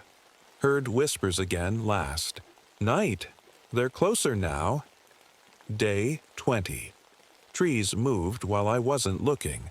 Impossible to explain. Day 27. Don't go near the northern ridge. I thought it was just paranoia or boredom getting to him. Spending weeks alone in a place like this could mess with anyone's head. But then I found something else. A small wooden carving tucked under the bed frame. It looked like a person, but its body was twisted and stretched unnaturally, almost like it was growing into a tree. I brushed it off as someone's weird hobby and settled into my routine. Every day, I climbed up to the observation deck with my binoculars and scanned the horizon for smoke or anything unusual. At night, I'd sit by the radio and listen to static while eating canned beans or jerky. But even during those first few days, something felt off. The forest wasn't quiet in a peaceful way. It was too quiet. No birds chirping, no rustling leaves from squirrels or deer, just silence, like the whole place was holding its breath. One night, as I sat on the deck staring out at the moonlit trees, I heard it for the first time. A whisper, It was faint, almost like wind brushing through branches, but it wasn't random. It sounded like words being spoken just out of reach. I froze and listened harder, but it stopped as suddenly as it started. Probably just my imagination, told myself as I went back inside and locked the door behind me. The next morning brought more strange things. While walking around the base of the tower to check for signs of wear or damage, I noticed something odd about the trees nearby. They were perfectly aligned in geometric patterns. Squares, triangles, shapes that didn't seem natural at all. Tried not to think too much about it until later that night when the whispers came back. Louder this time. They weren't words anymore. They were sounds. Low hums mixed with faint clicking noises that made my skin crawl. I leaned out of the window to see if someone was out there playing tricks on me, but all I saw were shadows stretching across the ground under the pale moonlight. That's when I realized something else. The shadows weren't moving with the wind or shifting naturally like they should have been. They were watching me. The next few days felt like a blur.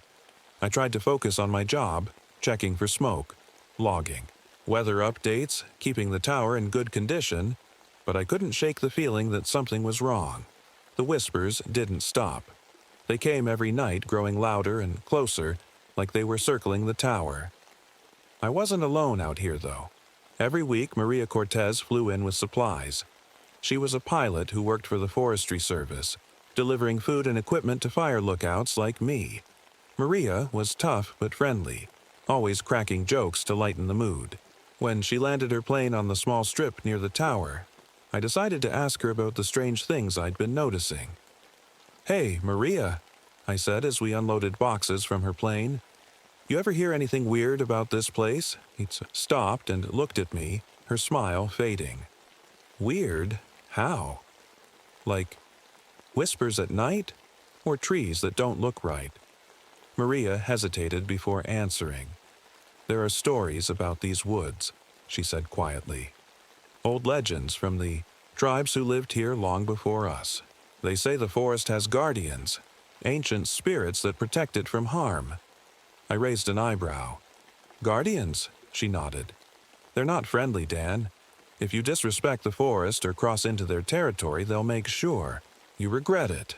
I laughed nervously, trying to brush it off. "Sounds like campfire stories to me." Maria didn't laugh. She just gave me a serious look and said, "Be careful out here."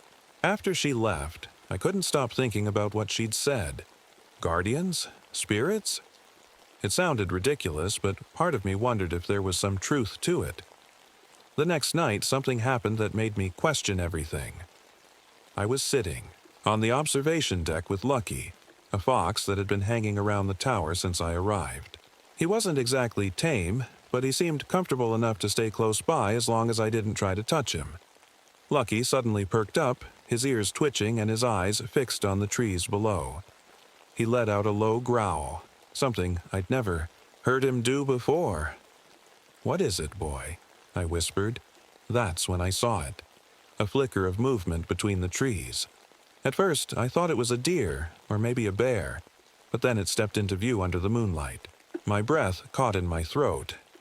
It was tall, too tall to be human, with limbs that looked like twisted branches and skin that blended into the bark of nearby trees. Its head turned slowly toward the tower, and even though I couldn't see its face clearly, I felt its gaze pierce through me. Lucky bolted down the stairs and disappeared into the woods. I stayed frozen in place, unable to move or look away as the figure melted back into the shadows of the forest. The whispers returned that night, louder than ever, and now they sounded like voices calling my name. Dan. Dan. I locked every door and window in the tower and sat in silence until dawn. When morning came, I decided to explore the area around the tower again. Maybe I could find some explanation for what I'd seen, or convince myself it was just my imagination playing tricks on me. As I walked through the woods with my binoculars slung around my neck and a flashlight in hand, just in case, I noticed something strange about the ground near the northern ridge. A perfect circle of disturbed earth surrounded by scattered hiking gear, boots, backpacks, water bottles, all neatly arranged within the circle as if someone had placed them there deliberately. But there were no signs of people, no footprints leading away from the site, and no blood or signs of struggle. It was like they'd vanished into thin air. Reported it over the radio to headquarters, but they brushed it off as a prank or a misunderstanding. "Just keep an eye out," they said casually. That night, as I sat in bed staring at the logbook left behind by the previous lookout, I realized something chilling. The entries weren't just random ramblings from a paranoid man. They were warnings. And now it felt like those warnings were meant for me. The next morning, I woke up feeling drained. I hadn't slept much. The whispers had been louder than ever, circling the tower like a storm. Every time I closed my eyes, I saw that thing in the woods. The way it moved. The way it seemed to blend into the trees like it belonged there. I decided to call Elijah Banks, a local hunter who lived about 10 miles from the tower. I'd met him once during my first week here when he came by to check on me. He was an older man with a thick beard and a quiet demeanor, but he knew these woods better than anyone. If anyone could explain what was going on, it was him. "Elijah," I said over the radio, my voice shaking slightly. "Have you ever seen anything strange out here? Like something that doesn't belong?" There was a long pause before he answered. "What did you see?" I hesitated. "I don't know how to describe it. It looked like a person, but not really. Its skin looked like bark, and it moved like it was part of the forest." Elijah's voice dropped to a whisper. "You saw them." "Who?" I asked, gripping the radio tightly. "The Pine Walkers," he said. "They've been here longer than any of us. Longer than this tower, longer than the towns nearby. They're not human, Dan. They're something else." I felt a chill run down my spine. "What do they want?" "They don't want anything," Elijah replied. "They protect the forest. If you've seen them, it means you've crossed into their territory." I thought about the strange geometric patterns in the trees and the circle of hiking gear near the ridge. Had I stumbled into something I wasn't supposed to see? "What do I do?" I asked. Elijah sighed heavily. "Stay inside at night. Don't go near the northern ridge again. And whatever you do, don't try to fight them." His words didn't make me feel any better. That afternoon, as I climbed up to the observation deck with my binoculars, I noticed something strange about the trees below. They were marked with symbols carved into their bark. At first glance, they looked like random scratches, but when I looked closer through my binoculars, I realized they formed patterns. Triangles, circles, spirals. It hit me then. These weren't just random markings. They were boundaries. The Pine Walkers weren't just wandering aimlessly through the forest, they were guarding something. Later that evening, as the sun dipped below the horizon and shadows stretched across the ground like long fingers, I heard Lucky's growl again from outside the tower. I grabbed my flashlight and stepped onto the deck cautiously, scanning the area below for any sign of movement. That's when I saw Elijah standing at the edge of the clearing near the northern ridge. "Elijah!" I called out, relieved to see someone familiar, but he didn't respond. I shined my flashlight toward him and froze in place. It wasn't Elijah, not anymore. His body was twisted and stretched unnaturally, his arms elongated like branches reaching for sunlight. His skin had turned rough and grayish-brown, blending into the bark of nearby trees. And his face was gone. He was becoming one of them, a Pine Walker. I stumbled backward into the tower and locked myself inside as fast as I could. My heart was pounding so hard I thought it might burst out of my chest. The whispers grew louder that night, angrier somehow, and now they sounded like voices overlapping each other in a chaotic hum. "Dan, leave. Leave." I didn't sleep at all. I didn't know how much longer I could stay in that tower. Every night felt worse than the one before. The whispers weren't just outside anymore. They were inside my head. I couldn't tell if they were real or if I was losing my mind. Either way, I felt trapped. The next day, I tried to distract myself by focusing on my job. I climbed up to the observation deck with my binoculars and scanned the horizon for smoke, or anything unusual, but my hands were shaky, and my mind kept drifting back to Elijah, to what he had become. As the sun set and the shadows grew longer, I heard something new, a voice calling out from the woods. "Dan, help me." I froze. It sounded like Maria. I grabbed my flashlight and leaned over the railing, scanning the trees below. "Maria," I called out. "Help me." The voice repeated, softer this time. It was coming from the northern ridge, the same place Elijah had warned me about. I knew I shouldn't go out there. Every instinct told me to stay inside and lock the door. But what if Maria was in trouble? What if her plane had crashed nearby and she needed help? I grabbed my flashlight and a hunting knife I kept for emergencies, then headed down the stairs into the clearing. The air felt colder than usual, and every step I took seemed louder than it should have been. "Maria," I called again as I walked toward the ridge. The forest was eerily silent. No birds, no rustling leaves, nothing but the sound of my own breathing. My flashlight beam cut through the darkness, revealing twisted branches and patches of dry leaves on the ground. Then I saw it, a red scarf tangled in a bush near the ridge. It looked just like the one Maria always wore when she flew in with supplies. I rushed over to grab it, but as soon as I touched it, I heard a sound behind me, a low, clicking noise mixed with faint whispers. I turned around slowly, my flashlight shaking in my hand. They were there, 3 of them, standing just beyond the edge of the clearing.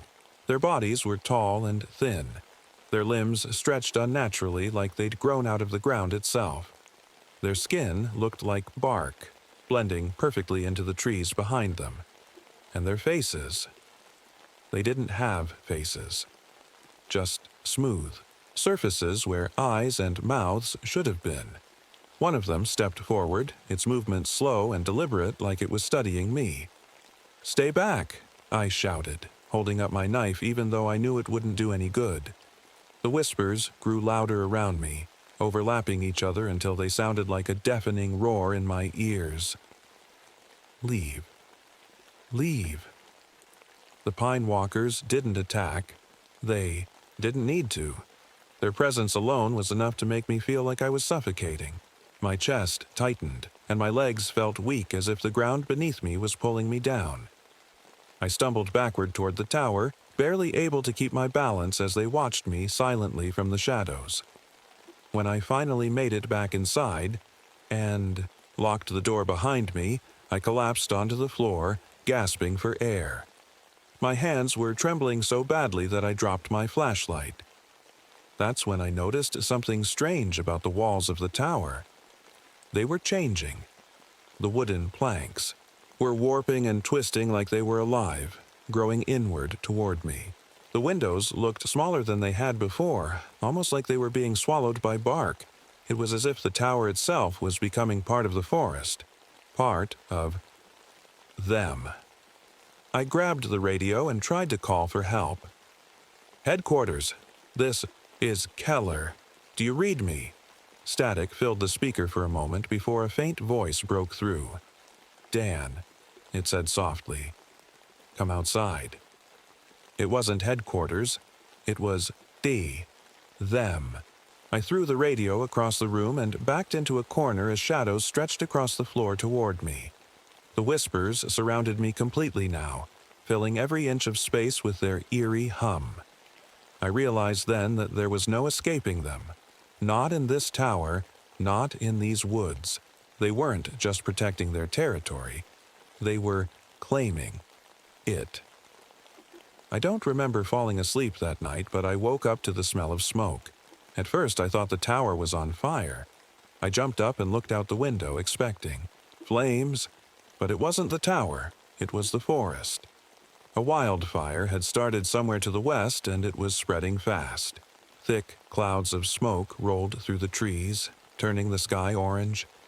The sight should have terrified me, but instead, I felt a strange sense of relief. Maybe the fire would drive them away. The pine walkers, maybe it would destroy whatever was keeping them here. But as I stared out at the burning forest, I saw them again. They were moving toward the tower, dozens of them now, their tall bodies blending into the smoke like shadows. The fire didn't seem to bother them at all. They stopped at the edge of the clearing around the tower, forming a circle just like the one I'd seen near the northern ridge. It felt like they were waiting for something, or someone. I grabbed my knife and flashlight again, even though I knew they wouldn't help me. My hands were shaking as I stepped onto the observation deck, trying to keep my breathing steady. "What do you want?" I shouted into the smoke-filled air. The whispers answered me, soft at first but growing louder with every passing second. "Leave. Leave." It wasn't a threat, it was a warning. That's when I realized what they wanted. It wasn't me. They wanted the tower. This place wasn't just a fire lookout, it was built over something ancient, something that belonged to them. I thought about Elijah's warning. Don't try to fight them. But what choice did I have? If they took this tower, there'd be nothing stopping them from spreading beyond the forest, from claiming everything in their path. I ran back inside and grabbed a canister of kerosene from under the bed. If they wanted this tower so badly, I'd give it to them, but not in one piece. I poured the kerosene over the wooden floors and walls, ignoring how they seemed to twist and grow under my touch. The whispers grew louder as if they knew what I was doing. "Leave. Leave." I lit a match and dropped it onto the floor. Flames erupted instantly, climbing up the walls like hungry vines. The heat was overwhelming, but I didn't stop. Couldn't stop. If this was their shrine or their anchor to this world, then destroying it was my only chance. The pine walkers didn't move as the fire spread through the tower. They just stood there in their circle, watching silently as flames consumed everything around me. I thought I'd done it. I thought I'd won. But then one of them stepped forward.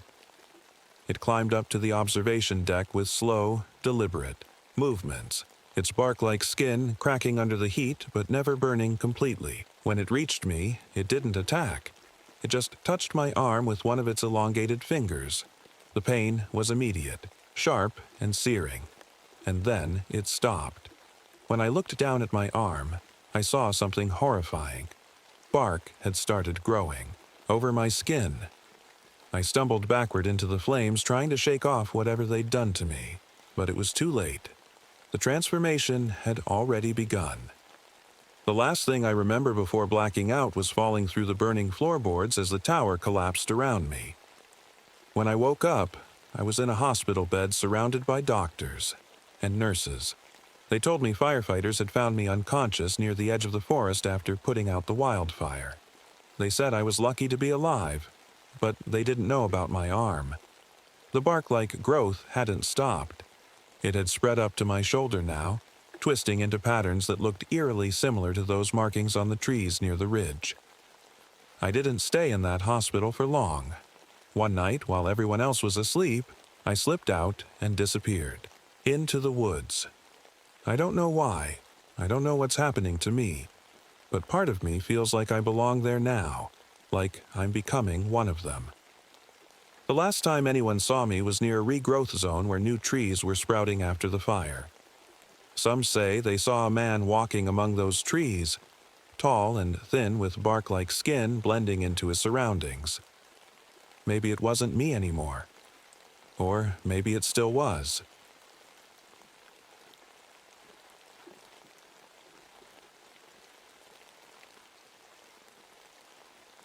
My name is Marty Redstone, and I've always been a man of reason. I work as an archaeologist, traveling to different places to uncover stories buried in the earth. It's not exactly a job that screams excitement to most people, but for me, it's a way to connect with the past and make sense of the present. At least, that's how I used to feel, before everything changed. It all started when I took on a project at Mesa Verde National Park in Colorado. The park is famous for its ancient cliff dwellings built by the ancestral Puebloans. It's beautiful. Red rocks, deep canyons, and skies so clear you can see every star at night. But there was something about this place that felt off. I couldn't put my finger on it at first, but you know that feeling when someone's watching you? That's how it felt from the moment I arrived. I wasn't alone on this trip. My 12-year-old son, Jake, was with me. Jake had been staying with me ever since his mom and I divorced last year. He was a curious kid, always asking questions, always wanting to explore. I thought bringing him along would be good for both of us, a chance to bond and maybe distract him from everything going on at home. The first few days were uneventful. We set up camp near one of the excavation sites, a spot where my team believed we might find artifacts from an unrecorded period of Puebloan history. Jake spent most of his time sketching in his notebook or climbing rocks nearby while I worked. But then, small things started happening. On our second night, I heard footsteps outside our tent. At first, I thought it was just one of the crew members walking around, but when I stepped out to check, there was no one there, just the sound of the wind whistling through the canyon. "Dad?" Jake called from inside the tent. "Is someone out there?" "No one," I said, trying to sound calm. "Probably just an animal." But deep down, I wasn't so sure. The next day, one of my colleagues mentioned hearing strange noises, too, like whispers carried on the wind. We laughed it off as our imaginations playing tricks on us. After all, we were in an isolated area surrounded by nature. Strange sounds were bound to happen. By the fourth day, things got weirder. Jake came running, up to me while I was cataloging some pottery shards. "Dad, you called me?" he asked out of breath. I frowned. "No, I didn't." "Yes, you did," he insisted. "I heard you calling my name from over there." He pointed toward a cluster of trees about 50 yards away. I looked at him closely. He wasn't joking. His face was pale and his hands were shaking slightly. "Jake," I said firmly, "I didn't call you." He stared at me for a moment before nodding slowly. Maybe it was just my imagination. But it wasn't just his imagination. Not this time. That night, as we sat by the campfire with some of the crew members, one of them, a young intern named Tommy, brought up something that sent a chill down my spine. "Have you guys heard about the legends around here?" he asked casually. "Legends?" someone replied. "Yeah," Tommy said. "The Navajo people have stories about things that can mimic voices and appearances. They call them Skinwalkers." The group fell silent for a moment before someone laughed nervously and changed the subject. But I couldn't shake off what he'd said. It stuck with me like an itch I couldn't scratch. Later that night, after everyone had gone to bed, I sat outside our tent staring at the stars and thinking about what Tommy had said. Skinwalkers? Mimics? It sounded ridiculous. But then again, so did hearing footsteps when no one was there, or Jake swearing he'd heard my voice when he hadn't. As I sat there lost in thought, something moved in the corner of my vision. A shadow darting, between two rocks about 20 feet away. My heart skipped a beat as I stood up slowly. "Hello?" I called out into the darkness. No answer. I grabbed my flashlight and pointed it toward where I'd seen the shadow, but there was nothing there. Just empty space and silence. I shook my head and muttered to myself as I went back into the tent. Maybe it really was just my imagination. Or maybe not. By the 6th day, the strange occurrences were starting to pile up. It wasn't just me or Jake noticing things anymore. Other members of the team were uneasy too. Tommy, the intern who had mentioned the Skinwalker legend, told me he'd seen something moving near the edge of camp the night before. He swore it looked like a person, but when he called out, it disappeared into the trees without a sound. "It's probably an animal," I told him, trying to keep things logical. "A coyote or something." Tommy nodded, but I could tell he didn't believe me. Truth be told, I wasn't sure I believed myself either. Jake was quieter than usual that morning. Normally, he'd be running around with his sketchbook or asking, Me 100 questions about what we were digging up. But now, he just sat by the fire, staring into space. "You okay, buddy?" I asked him. He looked up at me and hesitated before answering. "I don't like it here, Dad." I crouched down beside him. "What do you mean?" "I don't know," he said softly. "It just feels wrong." I didn't know what to say to that. How do you explain a feeling like that? I ruffled his hair and told him not to worry, but deep down, I couldn't shake the feeling that he might be right. Later that day, we had a visitor at camp, a Navajo woman named Grace Tsosi. She was in her 60s, with long silver hair tied, back in a braid and sharp eyes that seemed to see right through you. Grace was one of the park rangers who worked in the area, and she'd come by to check on us. As we talked over coffee, Grace glanced around the camp and frowned slightly. "You've been hearing things at night, haven't you?" she asked. I froze for a moment before nodding slowly. "How did you know?" She sighed and set her mug down. "This land has a history," she said carefully. "A long history that goes back much further than those cliff dwellings you're digging up." "What kind of history?" I asked. Grace hesitated before answering. "There are stories," she said finally. "Stories about things that live out here. Things that aren't human." I felt a chill run down my spine. "You mean skinwalkers?" Grace's eyes narrowed slightly as she looked at me. "You shouldn't say that word out loud," she said firmly. "Why not?" Jake asked from where he was sitting nearby. Grace turned to him and smiled gently. "Because names have power," she said simply. Jake didn't ask any more questions after that. Before Grace left, she handed me a small leather pouch tied with a string. "Keep this with you," she said quietly. "It's for protection." "What's in it?" I asked. "Medicine," she replied cryptically before walking away. That night, I kept the pouch in my pocket as we sat around the fire again. The team was quieter than usual. No one wanted to talk about what was happening, but we all felt it. The tension in the air, like something was watching us from just beyond the firelight. Jake sat close to me, his sketchbook balanced on his knees, as he doodled absent-mindedly. Tommy was poking at the fire with a stick when he suddenly froze. "Did you hear that?" he whispered. Everyone went silent, straining to listen. At first, there was nothing, just the crackle of the fire and the distant sound of wind through the canyon. But then, there it was, a faint rustling sound coming from the trees behind us. "Probably just an animal," one of the crew members muttered nervously. But then we heard it again, closer this time, and this time it wasn't rustling. It was footsteps, slow and deliberate. "Who's out there?" Tommy called out shakily. No answer. I grabbed my flashlight and stood up, shining it toward the trees where the sound had come from. The beam of light cut through the darkness, but there was nothing there. "See? Just your imagination," said quickly, trying to calm everyone down, but as I turned back toward the fire, Jake grabbed my arm tightly. His face was pale as he pointed toward something behind me. "Dad," he whispered. "It's you." I spun around so fast I nearly dropped my flashlight, and for a moment, my heart stopped cold. Standing at the edge of the firelight was me, or at least something that looked like me.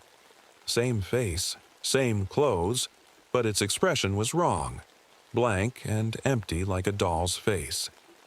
Before anyone could react, it turned and disappeared into the darkness without a sound. I didn't sleep that night.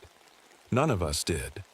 What we saw, what I saw, was impossible. But it happened. Jake stayed close to me, clutching my arm like he was afraid I'd disappear if he let go. Tommy didn't say a word, and the rest of the team avoided looking at me, like they were scared I'd turn into whatever that thing was. The next morning, I tried to convince myself it was just a trick of the light, or maybe some kind of hallucination. But, deep down, I knew better. Jake did too. "Dad," he said quietly while we were packing up some gear for the day. "What was that last night?" I shook my head. I don't know. Do you think it's one of those things Grace talked about? He asked. I didn't answer. I didn't want to scare him any more than he already was. By now, everyone in camp was on edge. People were reporting strange things. Voices calling their names from the trees, shadows moving just out of sight, even footsteps following them when they were alone. One of the crew members quit and left the camp altogether, saying he couldn't take it anymore. Jake started having nightmares. He'd wake up in the middle of the night screaming, saying something was in the tent with us. I'd hold him and tell him it was just a bad dream, but I wasn't so sure anymore. On the 12th day, things took a turn for the worse. Tommy came running into camp just before sunset, his face pale and his hands shaking. I saw it, he gasped. I saw it again. What did you see? I asked. He pointed toward the canyon where we'd been working earlier that day. It was watching me. It looked like you. My stomach dropped. Are you sure? Yes, he said desperately. It had your face, Marty, but its eyes weren't right. I grabbed my flashlight and headed toward the canyon with Tommy and 2 other crew members following behind me. Jake wanted to come too, but I told him to stay in camp where it was safe, or at least safer than out there. As we walked through the canyon, I couldn't shake the feeling that we were being watched. The air felt heavy, like a storm was about to roll in even though the sky was clear. Then we found it, or rather, we found them. At first glance, it looked like a group of people standing near one of the cliff walls. But as we got closer, I realized something was wrong. Very wrong. They weren't people. They looked like us, like me and Tommy and the others, but their movements were strange, jerky and unnatural like puppets on strings. Their faces were blank and emotionless, and their eyes were dark and empty. One of them turned toward us slowly, its head tilting to one side as if studying us. "Run," I whispered. We didn't need to be told twice. We turned and sprinted back toward camp as fast as we could, not daring to look back until we were safely behind the firelight. "What are they?" Tommy asked breathlessly once we were back in camp. "I don't know," I admitted, "but they're not human." That night, Grace came back to check on us after hearing about what had happened in the canyon. When I told her what we'd seen, she nodded grimly. "They're mimics," she said simply. "They take on your appearance to lure you away." "Why?" Jake asked nervously. Grace hesitated before answering. "To feed," she said finally. "Feed? On what?" Tommy asked. She looked at him with an expression so serious it made my skin crawl. "Your soul." The next few days were a blur of fear and paranoia. No one wanted to leave camp unless they absolutely had to, and even then, we always went in pairs or groups. Jake stayed close to me at all times. He wouldn't even go to the bathroom without me standing outside the tent waiting for him. But no matter how careful we were, things kept getting worse. On the 15th day, Jake disappeared. It happened during dinner when everyone was gathered around the fire eating and talking quietly about what we should do next. Whether we should stay, or pack up and leave altogether. Jake had been sitting beside me moments earlier when suddenly he wasn't there anymore. "Jake!" I called out, my voice rising in panic as I stood up and looked around frantically. No answer. The others helped me search for him immediately, shining flashlights into every corner of camp and calling his name over and over again until our voices were hoarse. Then we heard it, a faint voice calling from somewhere deep in the canyon. "Dad! Help!" It sounded like Jake, but something about it felt wrong. Grace grabbed my arm tightly before I could run toward the sound. "Don't go," she said urgently. "But that's my son," I protested desperately. She shook her head firmly. "It's not him." Jake was gone, and I felt like my world had just collapsed. Every parent's worst nightmare was staring me in the face. I couldn't think straight. I just wanted to run into the canyon and find him. But Grace held me back, her grip firm despite her age. "Listen to me," she said sharply. "If you go now, you won't come back. I stared at her, my chest heaving. That's my son out there. Grace didn't let go. And if you rush in blindly, you'll be walking into its trap. Her words hit me like a punch to the gut. I knew she was right. Whatever was out there wasn't Jake. But what if Jake really was in trouble? What if he needed me? Grace pulled a small bundle from her bag and pressed it into my hands. It was another leather pouch, similar to the one she'd given me before, but larger and heavier. "This will help you see the truth," she said quietly. "What truth?" I asked. She didn't answer directly. Instead, she began chanting softly in a language I didn't understand, sprinkling what looked like ash in a circle around us. The others stood back, watching nervously. When she finished, she looked at me with an expression so serious it made my stomach twist. "You'll see things you don't want to see," she warned, "but it's the only way to find your son." I nodded, gripping the pouch tightly as I stepped toward the edge of the canyon. The air felt different as I entered the canyon. Heavier, colder, like stepping into a room where something terrible had happened. The shadows seemed deeper here, and every sound echoed strangely, as if the canyon itself was alive. I called out Jake's name over and over again, my voice bouncing off the rock walls. At first, there was nothing, just silence and the occasional rustle of leaves in the wind. Then I heard it. "Dad!" It was faint but unmistakable. Jake's voice coming from somewhere ahead of me. "Jake!" I shouted, running toward the sound, but as I rounded a corner, I stopped dead in my tracks. There he was, or at least something that looked like him. He was standing in a small clearing near the base of a cliff wall, his back turned to me. "Jake?" I called out cautiously. He didn't move.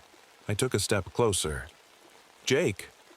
Slowly, he turned around, and that's when I realized it wasn't him. The thing standing before me looked like Jake. Same face, same clothes, but its eyes were wrong. They were dark and empty, like bottomless pits that seemed to suck in all the light around them. "Dad," it said in Jake's voice, smiling, eerily as it took a step toward me. I stumbled backward instinctively, clutching Grace's pouch tightly as my heart pounded in my chest. This wasn't Jake. It was something else entirely. Suddenly, the pouch grew warm in my hands, and everything around me shifted.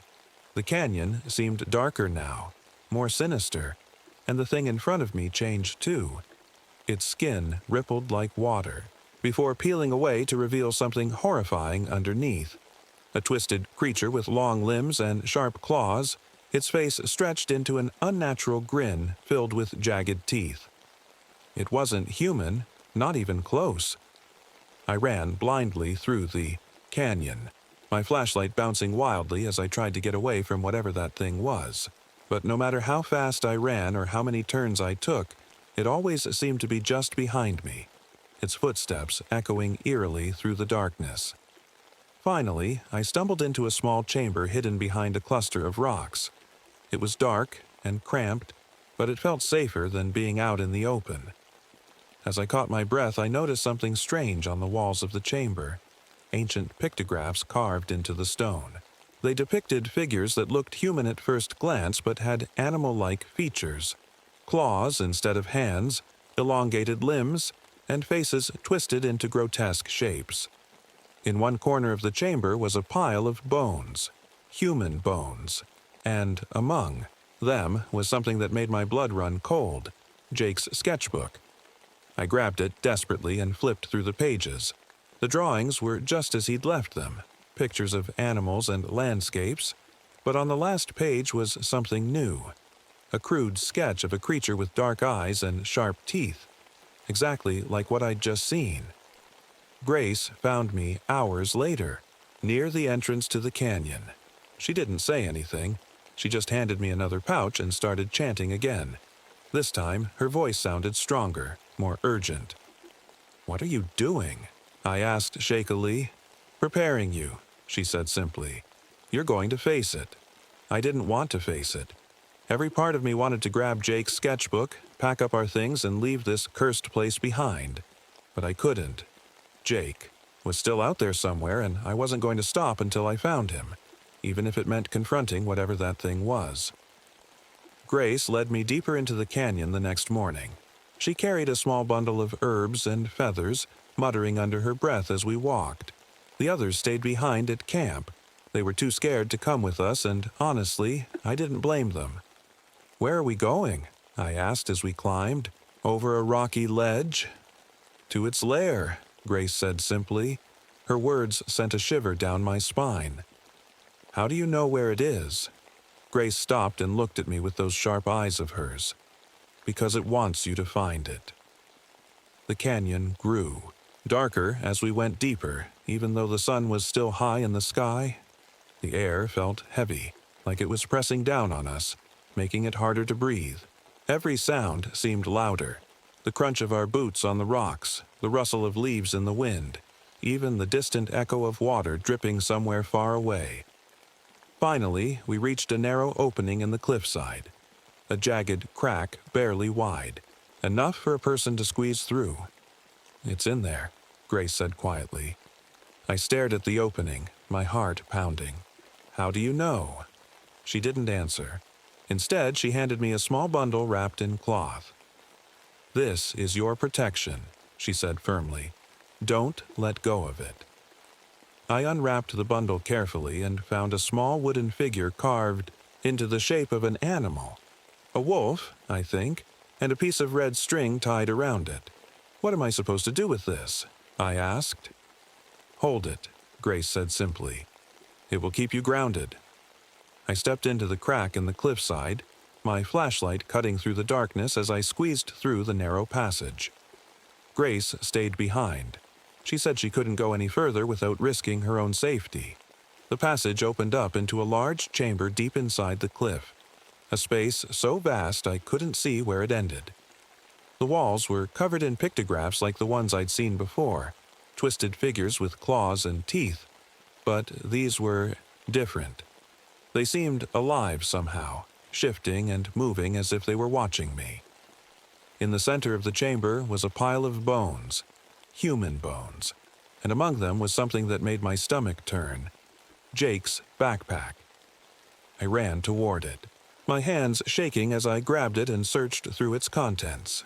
His water bottle was still there, along with his notebook and a few snacks he'd packed for the trip. "Jake!" I shouted desperately, my voice echoing through the chamber.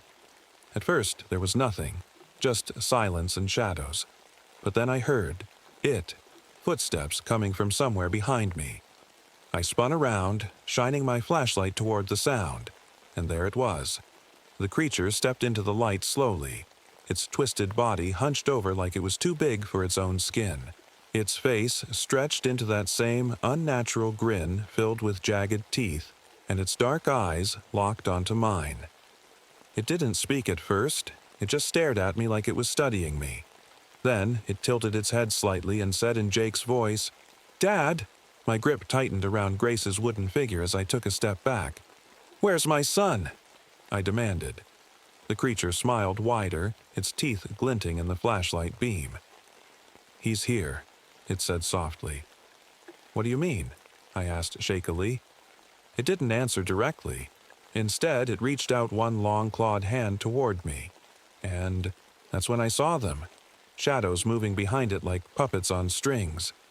They looked human at first glance, like Jake and Tommy and even Grace, but their movements were jerky and unnatural like before. They weren't real. They were copies. "You'd him go," I shouted angrily. The creature laughed, a low, guttural sound that echoed through the chamber like thunder. "You can have him back," it said finally, "but only if you give me something in return." "What do you want?" I asked desperately, leaned closer until its twisted face was inches from mine. "You," it whispered. I froze as its words sank in. It wanted me. My life for Jake's, that was its offer. Grace's warning echoed in my mind. Don't let go of your protection. I gripped the wooden figure tightly as I stared into those dark eyes, trying to think clearly despite my fear. "No deal," I said firmly. The creature snarled angrily and lunged toward me. But before it could reach me, Grace's pouch began to glow faintly in my pocket. The air around us shifted suddenly as if something powerful had been unleashed. The creature screamed, a horrible sound that made my ears ring as its body began to twist and contort violently. Shadows swirled around us like a storm as Grace's medicine worked its magic, forcing the entity back into dormancy. When everything finally stopped, the chamber was silent again, and Jake was standing there in front of me, his face pale but alive. "Dad?" he whispered weakly. I ran toward him and pulled him into a tight hug, tears streaming down my face as relief washed over me. It's been 3 years since that day in the canyon. 3 years since I faced that thing and brought Jake back. But even now, it feels like it happened yesterday. Some nights, I wake up in a cold sweat, hearing its voice in my dreams. Other nights, I see its dark eyes staring at me from the shadows of my room. Jake doesn't talk about it much. He's older now, 15, and he's trying to move on with his life. But I can tell it still haunts him too. Sometimes I catch him staring out the window for long stretches of time, his face pale and his hands trembling slightly. When I ask him what he's thinking about, he just shakes his head and says, "Nothing, but I know better." After we left Mesa Verde, I tried to go back to work, to bury myself in my job and forget everything that happened. But it wasn't that simple. Every time I stepped onto a new site or picked up a piece of ancient pottery, I felt that same heavy presence watching me, like it had followed me home.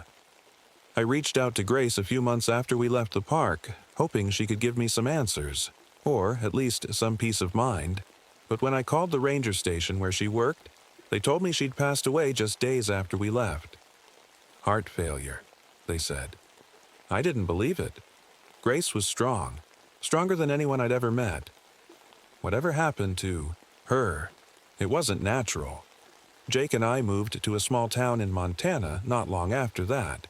It's quiet here, no cliffs or canyons or ancient ruins to remind us of what we went through. But even here, far away from Mesa Verde, there are moments when the past catches up with us. A few weeks ago, Jake came running into the house late at night, his face pale and his eyes wide with fear. "What's wrong?" I asked, rushing to his side. "I saw it," he whispered shakily. "Outside." I froze. "Saw what?" He hesitated before answering. "You." My heart sank as I pulled him into a hug, trying to calm him down. "It's not real," I said, firmly. "It's just your imagination." But deep down, I wasn't so sure. The truth is, I don't know if we'll ever be free of it, whatever it is.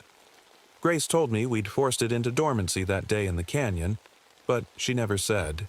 It was gone for good. And sometimes, late at night when the house is quiet and the wind is howling outside, I feel its presence again. Watching. Waiting. A few days ago, I found something strange on our front porch. A small leather pouch tied with a red string. The same kind Grace had given me back then. There was no note, no sign of who might have left it. But when I opened it, there was a single word carved into the wood inside. Soon. I don't know what it means or who left it there. But one thing is clear. This isn't over, not yet.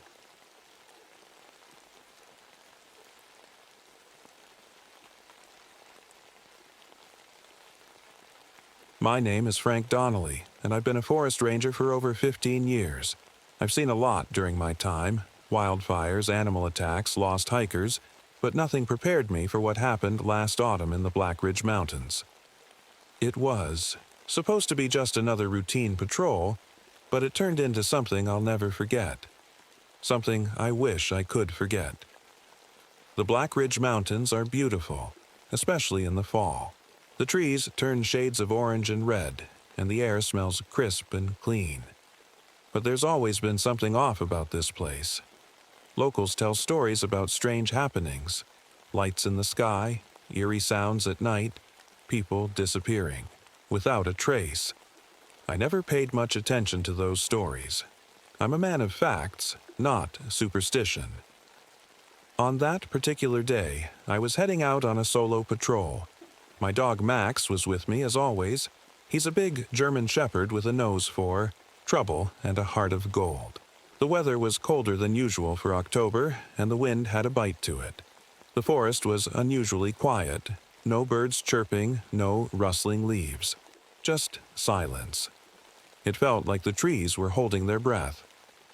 As we walked deeper into the woods, I couldn't shake the feeling that something was watching us. Max seemed uneasy too. His ears kept twitching and he'd stop every few steps to sniff the air. "Relax, buddy," I said, patting his head. "It's just another day in the woods." But deep down, I wasn't so sure. About an hour into our hike, we came across something strange.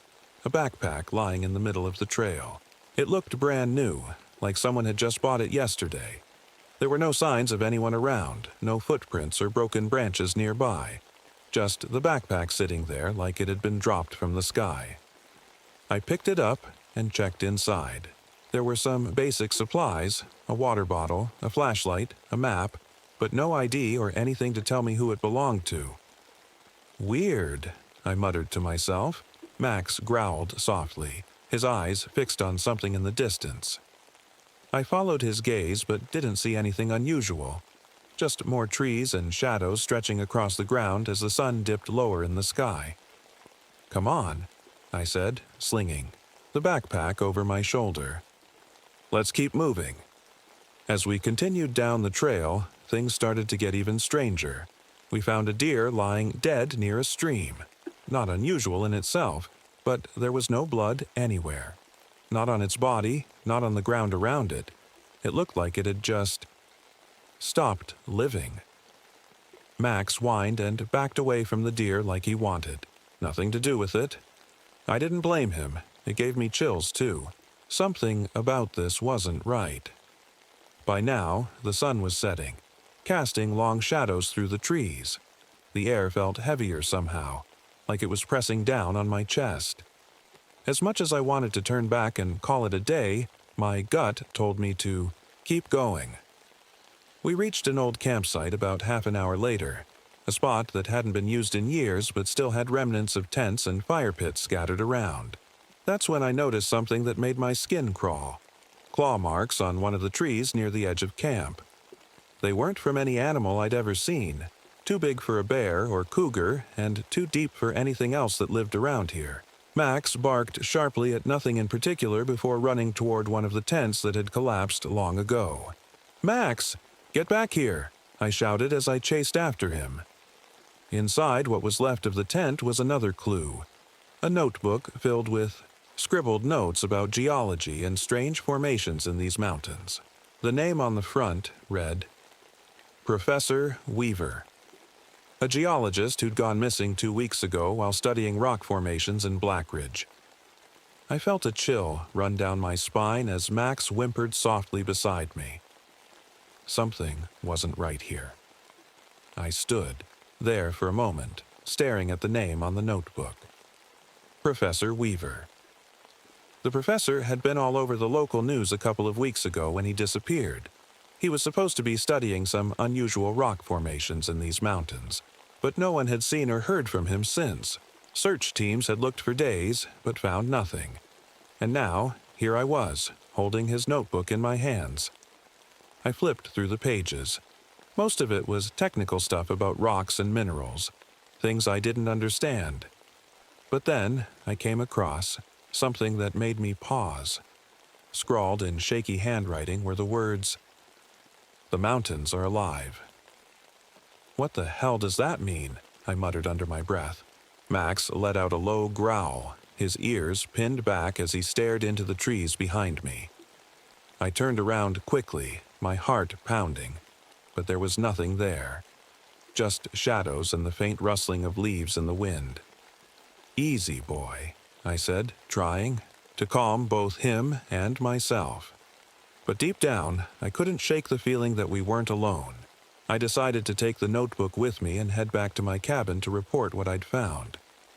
as much as I wanted to keep searching for more clues, something about this place felt wrong, like we were being watched. We started back down the trail, but it wasn't long before we came across something else, something even stranger than the backpack or the deer. A circle of trees ahead of us had been bent and twisted into unnatural shapes, like they'd been melted and then frozen in place. I stopped in my tracks, staring at the bizarre sight. The trees looked almost alive, their branches curling toward each other like they were reaching out to hold hands. The air around them felt colder too, like stepping into a freezer. Max barked sharply and pulled at his leash, trying to drag me away from the area. All right, I said, backing away slowly. We're leaving. As we continued down the trail, I couldn't help but feel like we were being followed. Every now and then, I'd hear a faint crunch of leaves behind us or catch a glimpse of movement out of the corner of my eye. But whenever I turned around, there was nothing there. The sun had almost completely set by now, and the forest was getting darker by the second. I pulled out my flashlight and clicked it on, its beam cutting through the shadows ahead of us. Max stayed close to my side, his tail tucked between his legs. We were about halfway back to my cabin when we found another clue. A small campsite that looked like it had been abandoned in a hurry. The fire pit was cold, and there were no signs of anyone around, but scattered on the ground were more papers covered in Professor Weaver's handwriting. I picked one up and read it under the flashlight's beam. They're not just mountains. They're something else. Something ancient. The hair on the back of my neck stood up as I read those words. What was Weaver talking about? Was he losing his mind out here?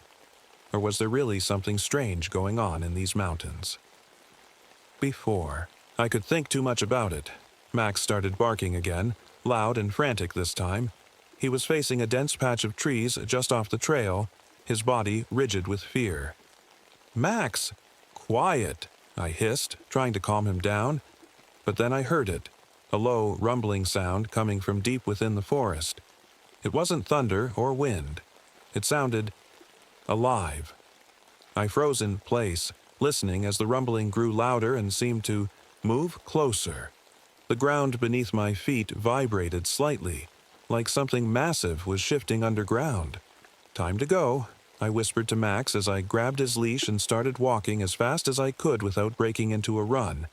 But just as we were about to leave the campsite behind us, my flashlight flickered and went out. "Damn it," I muttered, smacking it against my hand to try and get it working again. The darkness closed in around us like a heavy blanket, and for a moment, all I could hear was Max's heavy breathing and that strange rumbling sound in the distance.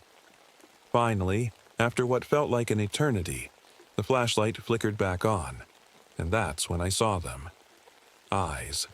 Dozens of glowing eyes staring at us from between the trees. I froze.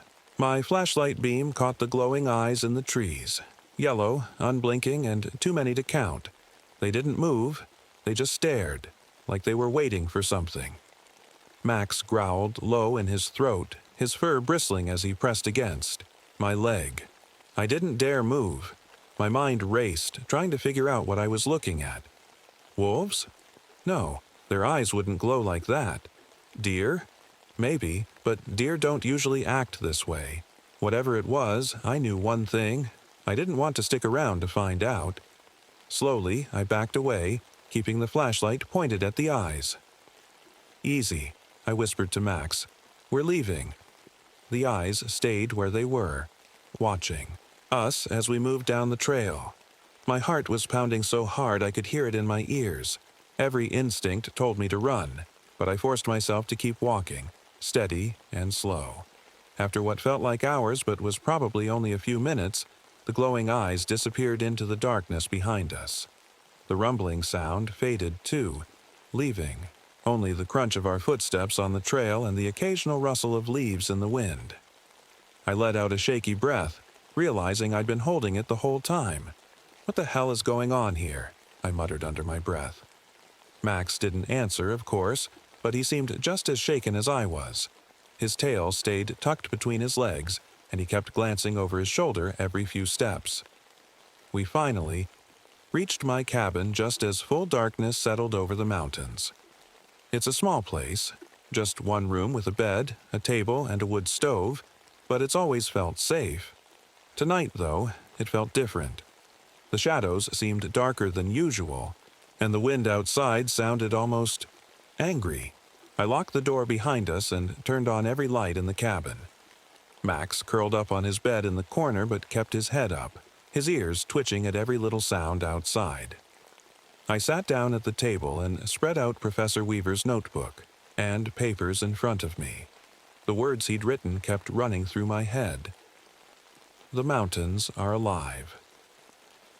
Something ancient. I flipped through more pages of his notes, trying to make sense of them. Most of it was about geology, layers of rock formations, seismic activity, but then there were sections that didn't make any sense at all. One page had a drawing of what looked like veins running through a mountain, a network of tunnels or roots stretching deep underground. Next to it were more scribbled notes. Not rock. Tissue. They breathe. They feed. Another page had a map of Blackridge with certain areas circled in red, the places where Weaver had been studying before he disappeared. One of those circles was near where I'd found his notebook earlier today. I stared at the map for a long time before making up my mind. Whatever happened to Professor Weaver, and whatever was going on in these mountains, I had to find out. It wasn't just curiosity anymore. It felt like something bigger than me, something dangerous. Max whined softly as I grabbed my backpack and started loading it with supplies.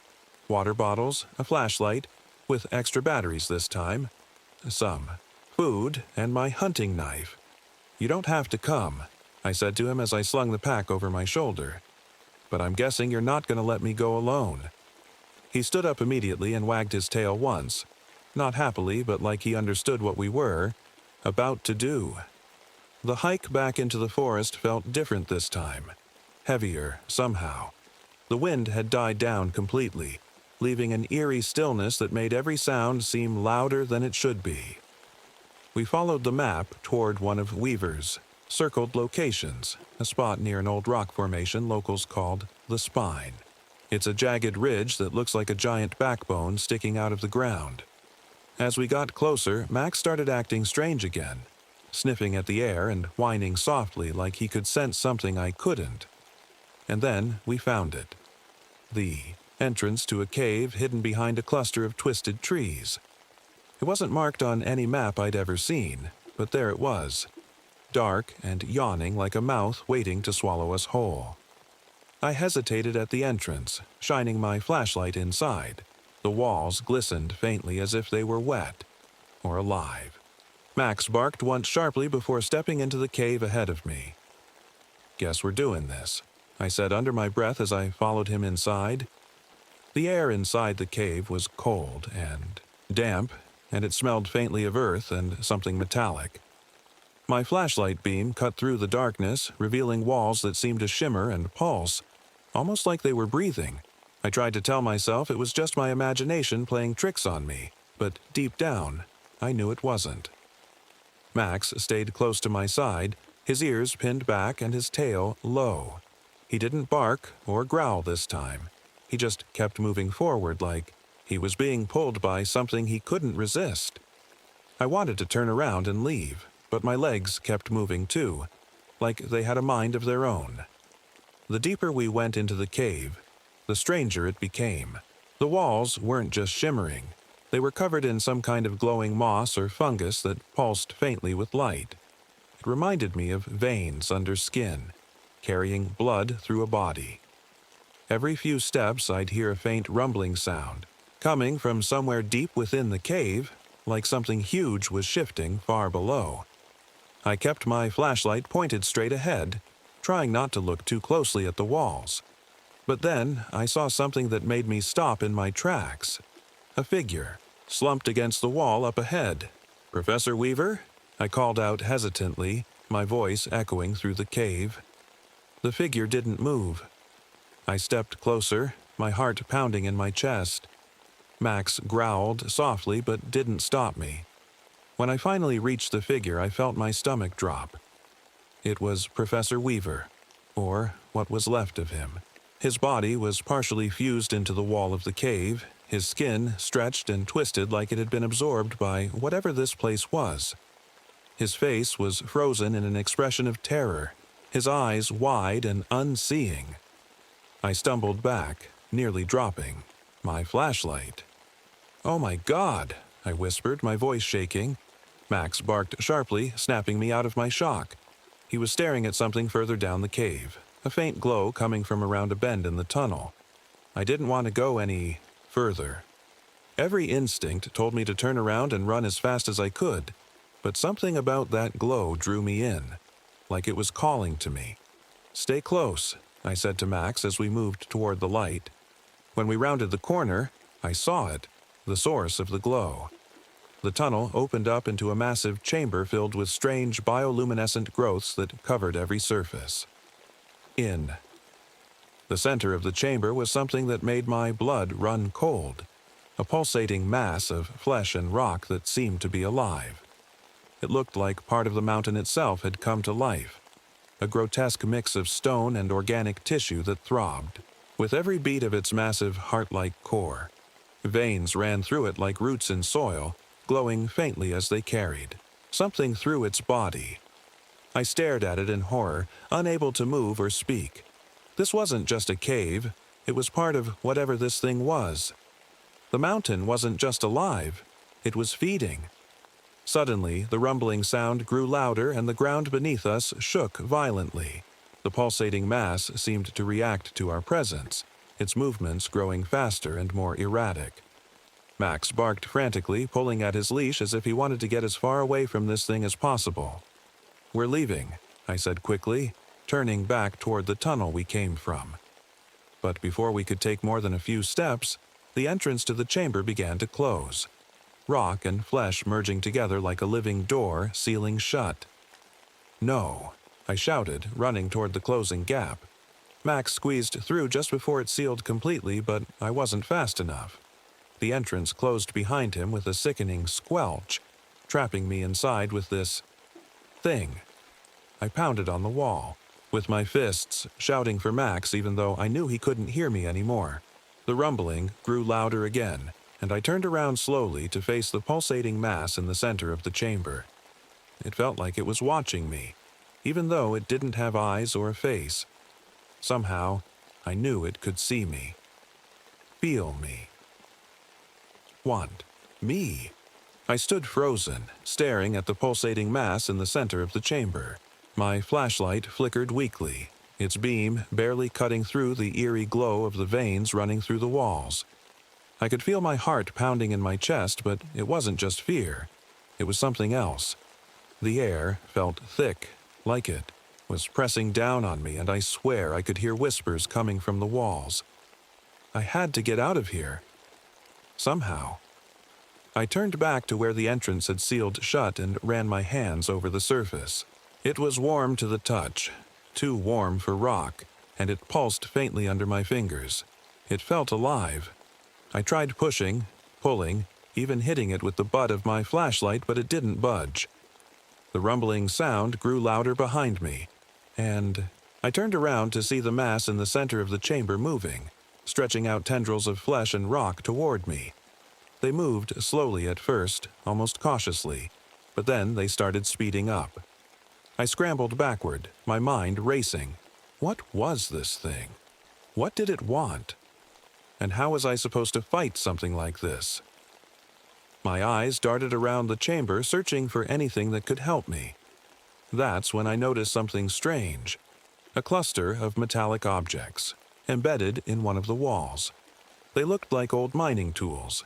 Pickaxes, shovels, even a rusted canister marked explosives. I ran toward them, dodging the tendrils as they lashed out at me. One of them grazed my arm, and I felt a sharp burning sensation where it touched me.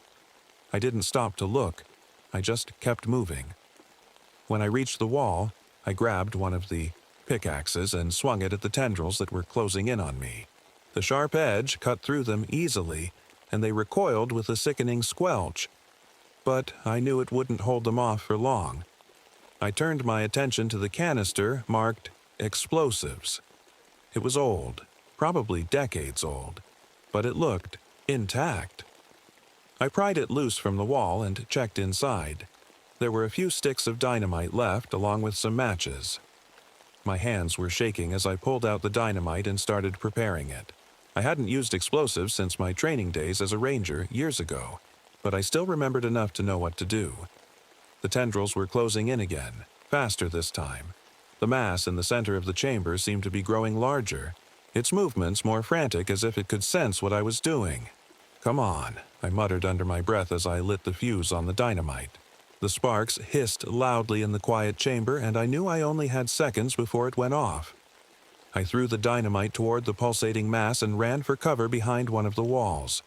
The tendrils lashed out wildly as if trying to stop me, but they couldn't reach me in time. The explosion shook the entire chamber, sending chunks of rock and flesh flying in every direction. The rumbling sound grew deafening as the mass convulsed violently, its glowing veins flickering like dying lights. For a moment, everything went still, silent except for my own ragged breathing. And then, the walls started collapsing. I didn't have time to think. I just ran. The chamber was falling apart around me, chunks of rock crashing down as veins snapped like cords under tension. Somehow, part of the sealed entrance had cracked open during the explosion, and I squeezed through just as another section of ceiling came crashing down behind me. Max was waiting outside the cave entrance when I stumbled out into the night. He barked sharply when he saw me, but didn't come closer. His tail was tucked low like he could still sense danger nearby. The ground beneath us trembled one last time before going still. The rumbling stopped completely, leaving only silence behind. I collapsed onto my knees beside Max, gasping for air as he nuzzled against me gently. "We're okay," I whispered shakily, though I wasn't sure if that was true. The mountain seemed quiet now. Too quiet, but something told me this wasn't over. Whatever that thing was, whatever Weaver had discovered, it wasn't gone for good.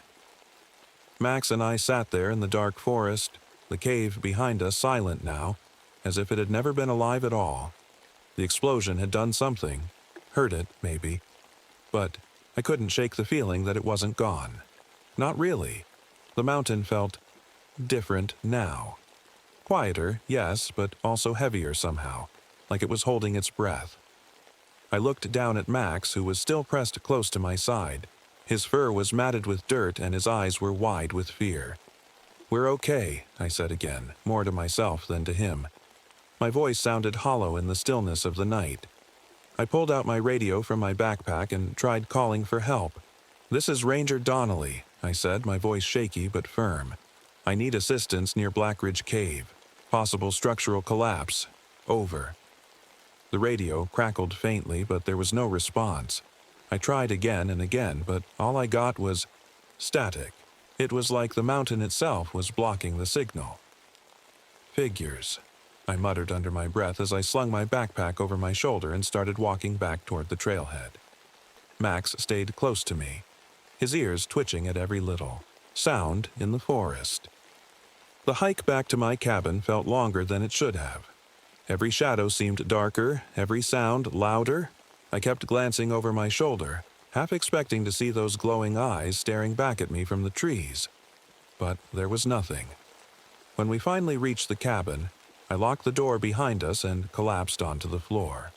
Max curled up beside me, his head resting on my leg as if he could sense how shaken I was.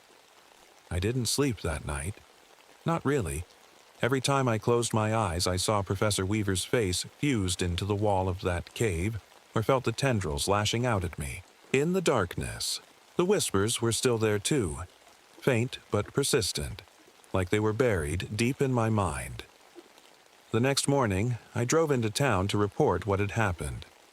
The sheriff listened to my story with a skeptical look on his face, nodding slowly, as I described the cave and what I'd found inside. "You're sure about this?" he asked when I finished. "Do you think I'd make something like this up?" I snapped, my frustration boiling over. He held up his hands defensively. I'm just saying. It sounds unbelievable. It's not, I said firmly. You need to send a team up there to investigate. The sheriff promised he'd look into it, but I could tell he didn't believe me. And sure enough, when a team finally went up to Black Ridge Cave a few days later, they found nothing. No glowing veins, no pulsating mass of flesh and rock, just an ordinary cave with signs of a recent explosion. They chalked it up to stress or exhaustion, said I must have imagined it after spending too much time alone in the woods. Even Max's behavior didn't convince them. They said he was just reacting to my fear. But I knew what I saw, and I knew it wasn't over. I lost my job as a ranger after that, officially because of reckless behavior, but really because no one wanted me around anymore. They thought I was crazy or dangerous or both. I moved out of town not long after that and started working odd jobs to make ends meet. But no matter where I went or what I did, Blackridge stayed with me, the whispers in my mind growing louder every time I closed my eyes. Sometimes at night, I dream about the cave, the glowing veins and pulsating mass calling out to me like it wants me back. And sometimes when I'm awake, I'll hear that rumbling sound again, faint but unmistakable, like it's coming from deep underground. I don't know what that thing is or why it let me go that night. But one thing's for sure, it's still out there, waiting, and someday it'll wake up again.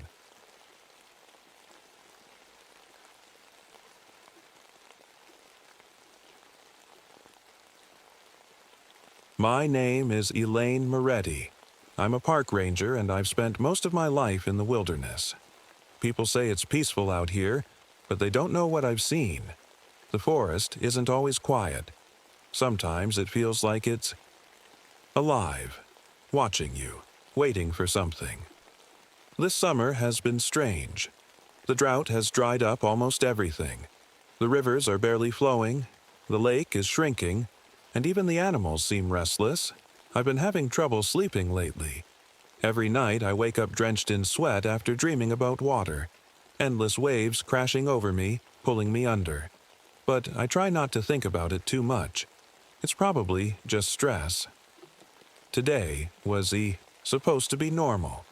My new trainee, Dennis Hoffman, arrived at the ranger station early this morning. He's young, maybe 22, and eager to learn. He grew up near here and knows all the local legends about the area.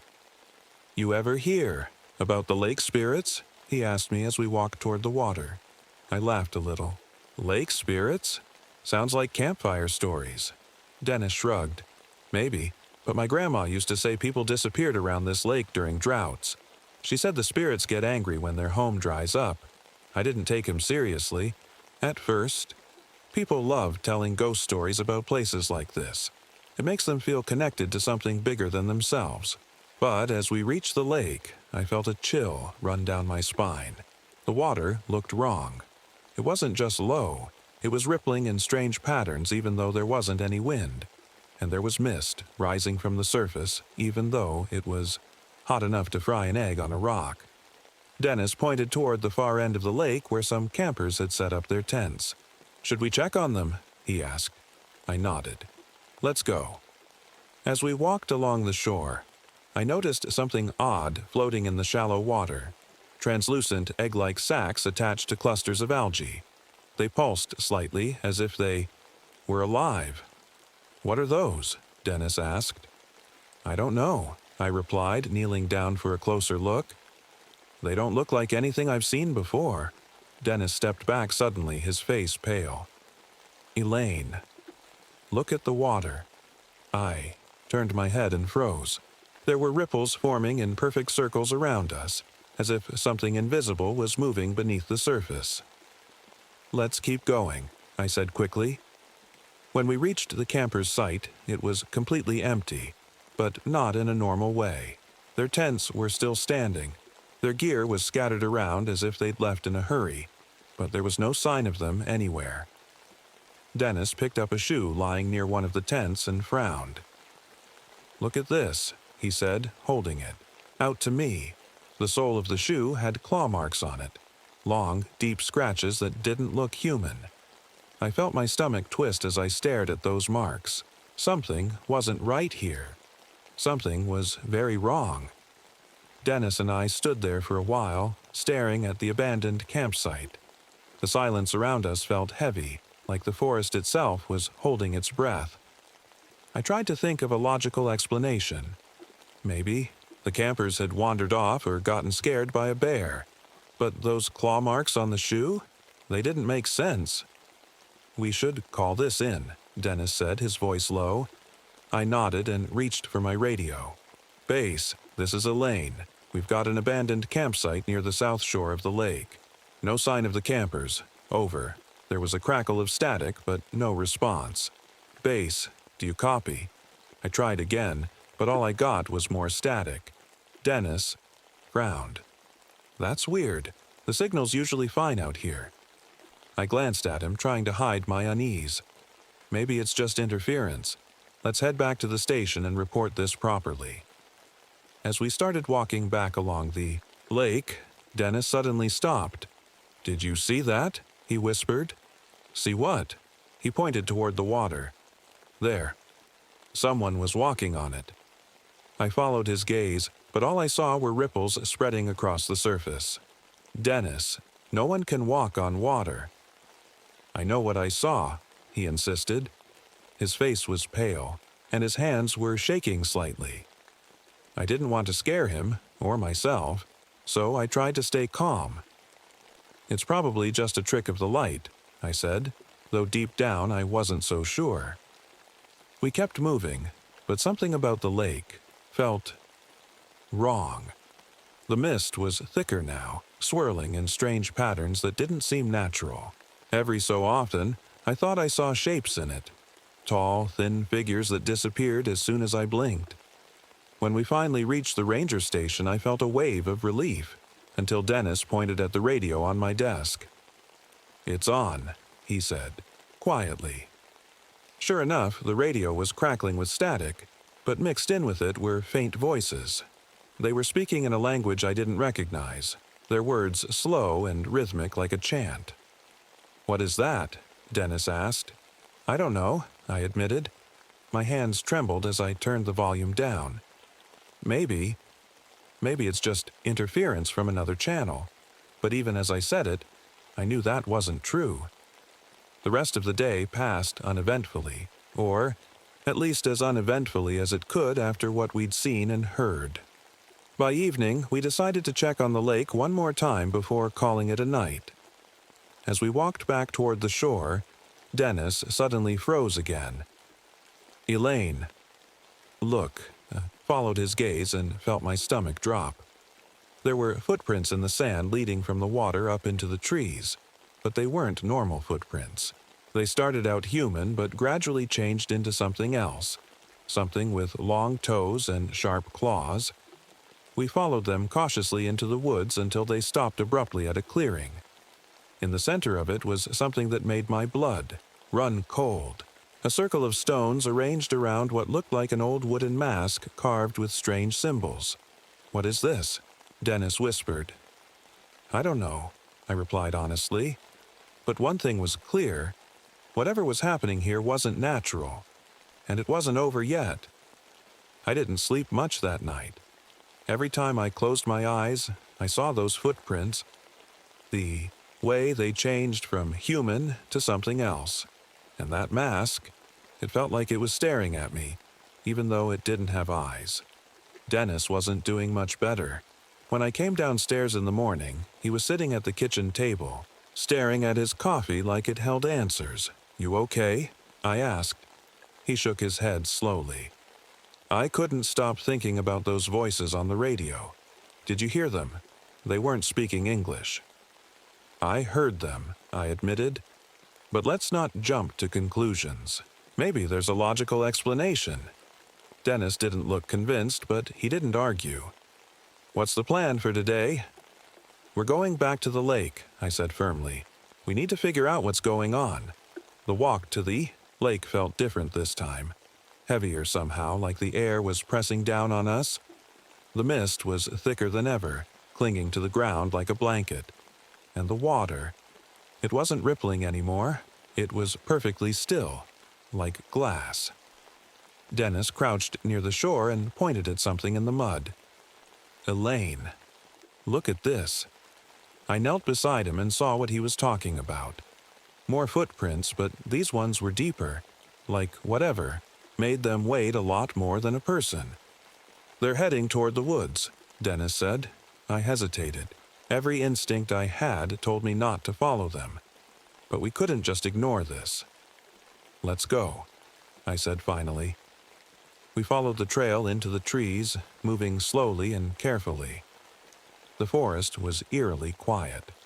No birds, no rustling leaves, nothing but the sound of our footsteps. After about 20 minutes, we found something that stopped us in our tracks. A series of ancient carvings etched into the bark of a massive oak tree.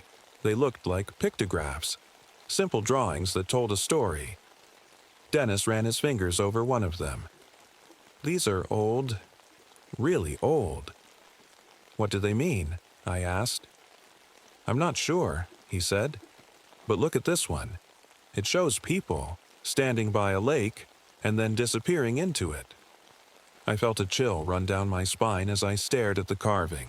It couldn't be a coincidence, not after everything we'd seen. We decided to head back to the station and call someone who might know more about this. A local anthropologist named Dr. Lawrence Weber. He specialized in studying ancient cultures and legends, and Dennis said he'd worked near this area before. Dr. Weber arrived later that afternoon carrying a stack of books and papers. He was an older man with sharp eyes and an air of quiet authority. After we showed him pictures of the carvings and described what we'd seen so far, he sat back in his chair and rubbed his chin thoughtfully. This area has always been surrounded by stories, he said finally. Legends about spirits tied to the water, beings who live beneath the surface and only emerge during times of drought. Why droughts? Dennis asked. Dr. Weber shrugged. No one knows for sure. Some say they're angry when their home dries up. Others believe they're trying to reclaim what was once theirs. What do you mean? I asked. He leaned forward, slightly. Thousands of years ago, this entire region was underwater. A massive lake that stretched for miles in every direction. As the land rose and the water receded, these beings were forced deeper and deeper into hiding. I exchanged a nervous glance with Dennis. Are you saying these legends are real? Dr. Weber didn't answer directly.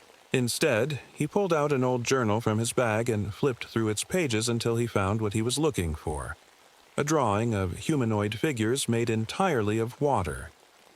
These are called borrowers, he said quietly. They take faces, voices, even bodies. Dennis swallowed hard. Why? To survive, Dr. Weber replied simply. The room fell silent as his words sank in. That night, I couldn't stop thinking about what Dr. Weber had said. Borrowers, faces, voices, bodies. The words echoed in my mind like a warning I didn't fully understand yet. Dennis and I decided to stay up late and keep watch near the lake. Something was happening here. Something we couldn't explain, and we needed answers. We set up a small campfire near the shore and waited. The mist was thicker than ever, swirling around us like it had a mind of its own. The water was still perfectly calm, reflecting the moonlight like a mirror. For a long time, nothing happened. The only sounds were the crackling of the fire and the occasional rustle of leaves in the distance. But then, just as I was starting to think we'd wasted our time, Dennis grabbed my arm. "Elaine," he whispered, his voice shaking. "Look." I followed his gaze toward the lake, and my heart nearly stopped. At first I thought it was just the mist playing tricks on my eyes. But as I stared harder, I realized what I was seeing. Figures rising from the water. They were tall and thin, their bodies shimmering like liquid glass. They had no faces, just smooth surfaces where eyes and mouths should have been. Dennis reached for his flashlight and aimed it at them, but the beam seemed to pass right through them without effect. "What are they?" he whispered. "I don't know," I said, my voice barely audible. The figures didn't move toward us. They just stood there, watching, if you could call it that. But there was something about their presence that felt wrong. Like they didn't belong here. Or maybe we didn't. Suddenly, one of them raised an arm and pointed toward us. The gesture was slow and deliberate, like it was trying to tell us something. Dennis took a step back. "Elaine, we need to go." I nodded, my heart pounding in my chest. We turned and started walking quickly back toward the station. But before we'd gone more than a few steps, Dennis stopped again. "Wait," he said. "Do you hear that?" At first, I didn't know what he was talking about, but then I heard it too. Faint whispers coming from all around us. They weren't loud enough to make out words, but they sounded ancient. Like voices from another time. The whispers grew louder as we hurried through the woods until they were almost deafening. And then, just as suddenly as they'd started, they stopped. We reached the station out of breath and slammed the door shut behind us. For a moment, neither of us said anything. We just stood there in silence, trying to process what we'd seen. "They're real," Dennis said finally. "The borrowers? They're real." I didn't want to believe it. But how could I deny what we'd just witnessed? Dr. Weber was still awake when we told him what had happened. He listened carefully, his expression grim. "This confirms what I've suspected for years," he said quietly. "The borrowers aren't just legends, they're remnants of an ancient world that existed long before ours." "Why are they here now?" I asked. Dr. Weber hesitated before answering. "I believe they're drawn to times of drought because it weakens the barrier between their world and ours." "What do they want?" Dennis asked. "To survive," Dr. Weber said again. "And if that means taking from us, they will." His words sent a chill down my spine. But before I could respond, something outside caught my attention. The mist was pressing against the windows now, thick and heavy like smoke. And within it, I could see shapes moving. They weren't just at the lake anymore. They were here. The shapes in the mist pressed closer to the windows, their outlines shifting and rippling like water poured into a mold. Dennis and I stood frozen, watching as they moved, slow, deliberate, and unrelenting. It felt like they were testing us, waiting for something. Dr. Weber's voice broke the silence. "Close the curtains, now." Dennis snapped out of his trance and rushed to pull the curtains shut. I followed his lead, my hands trembling as I yanked them over each window. But even with the mist hidden from view, I could feel it out there, pressing in on us like a rising tide. "What do we do?" Dennis asked, his voice barely above a whisper. Dr. Weber didn't answer right away. He was flipping through his journal, muttering to himself as he searched for something. "Dr. Weber," I said firmly, trying to keep my voice steady. "What's happening? How do we stop this?" He looked up at me, his face pale but determined. "The borrowers are trying to cross fully into our world. They're using the lake as a gateway, but they need something to anchor them here." "What kind of something?" Dennis asked. Dr. Weber hesitated before answering. "A person."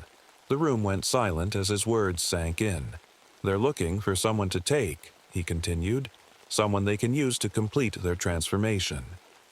Dennis took a step back, shaking his head. "No. No way. We're not letting that happen." "We won't," I said firmly. "But we need a plan."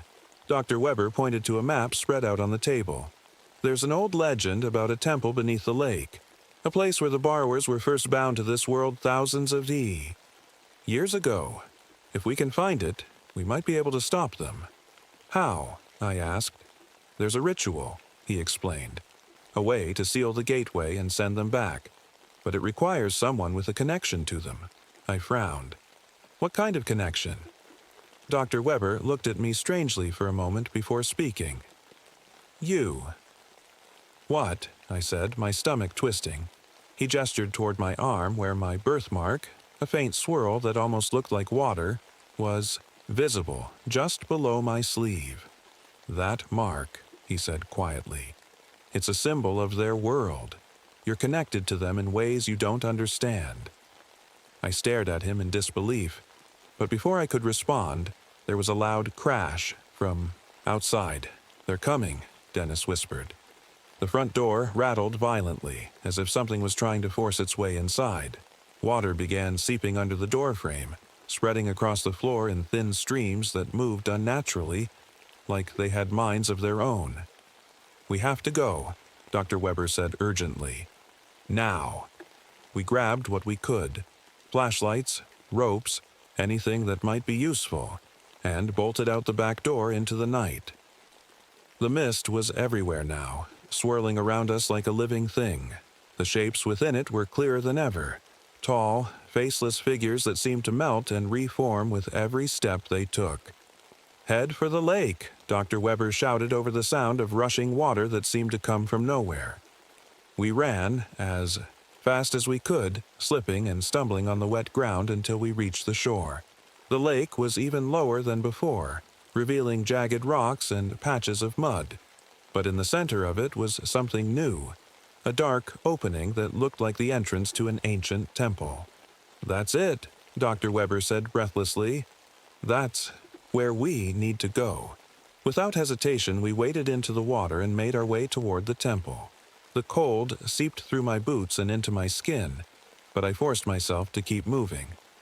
When we reached the entrance, Dr. Weber handed me a small pouch filled with herbs and stones.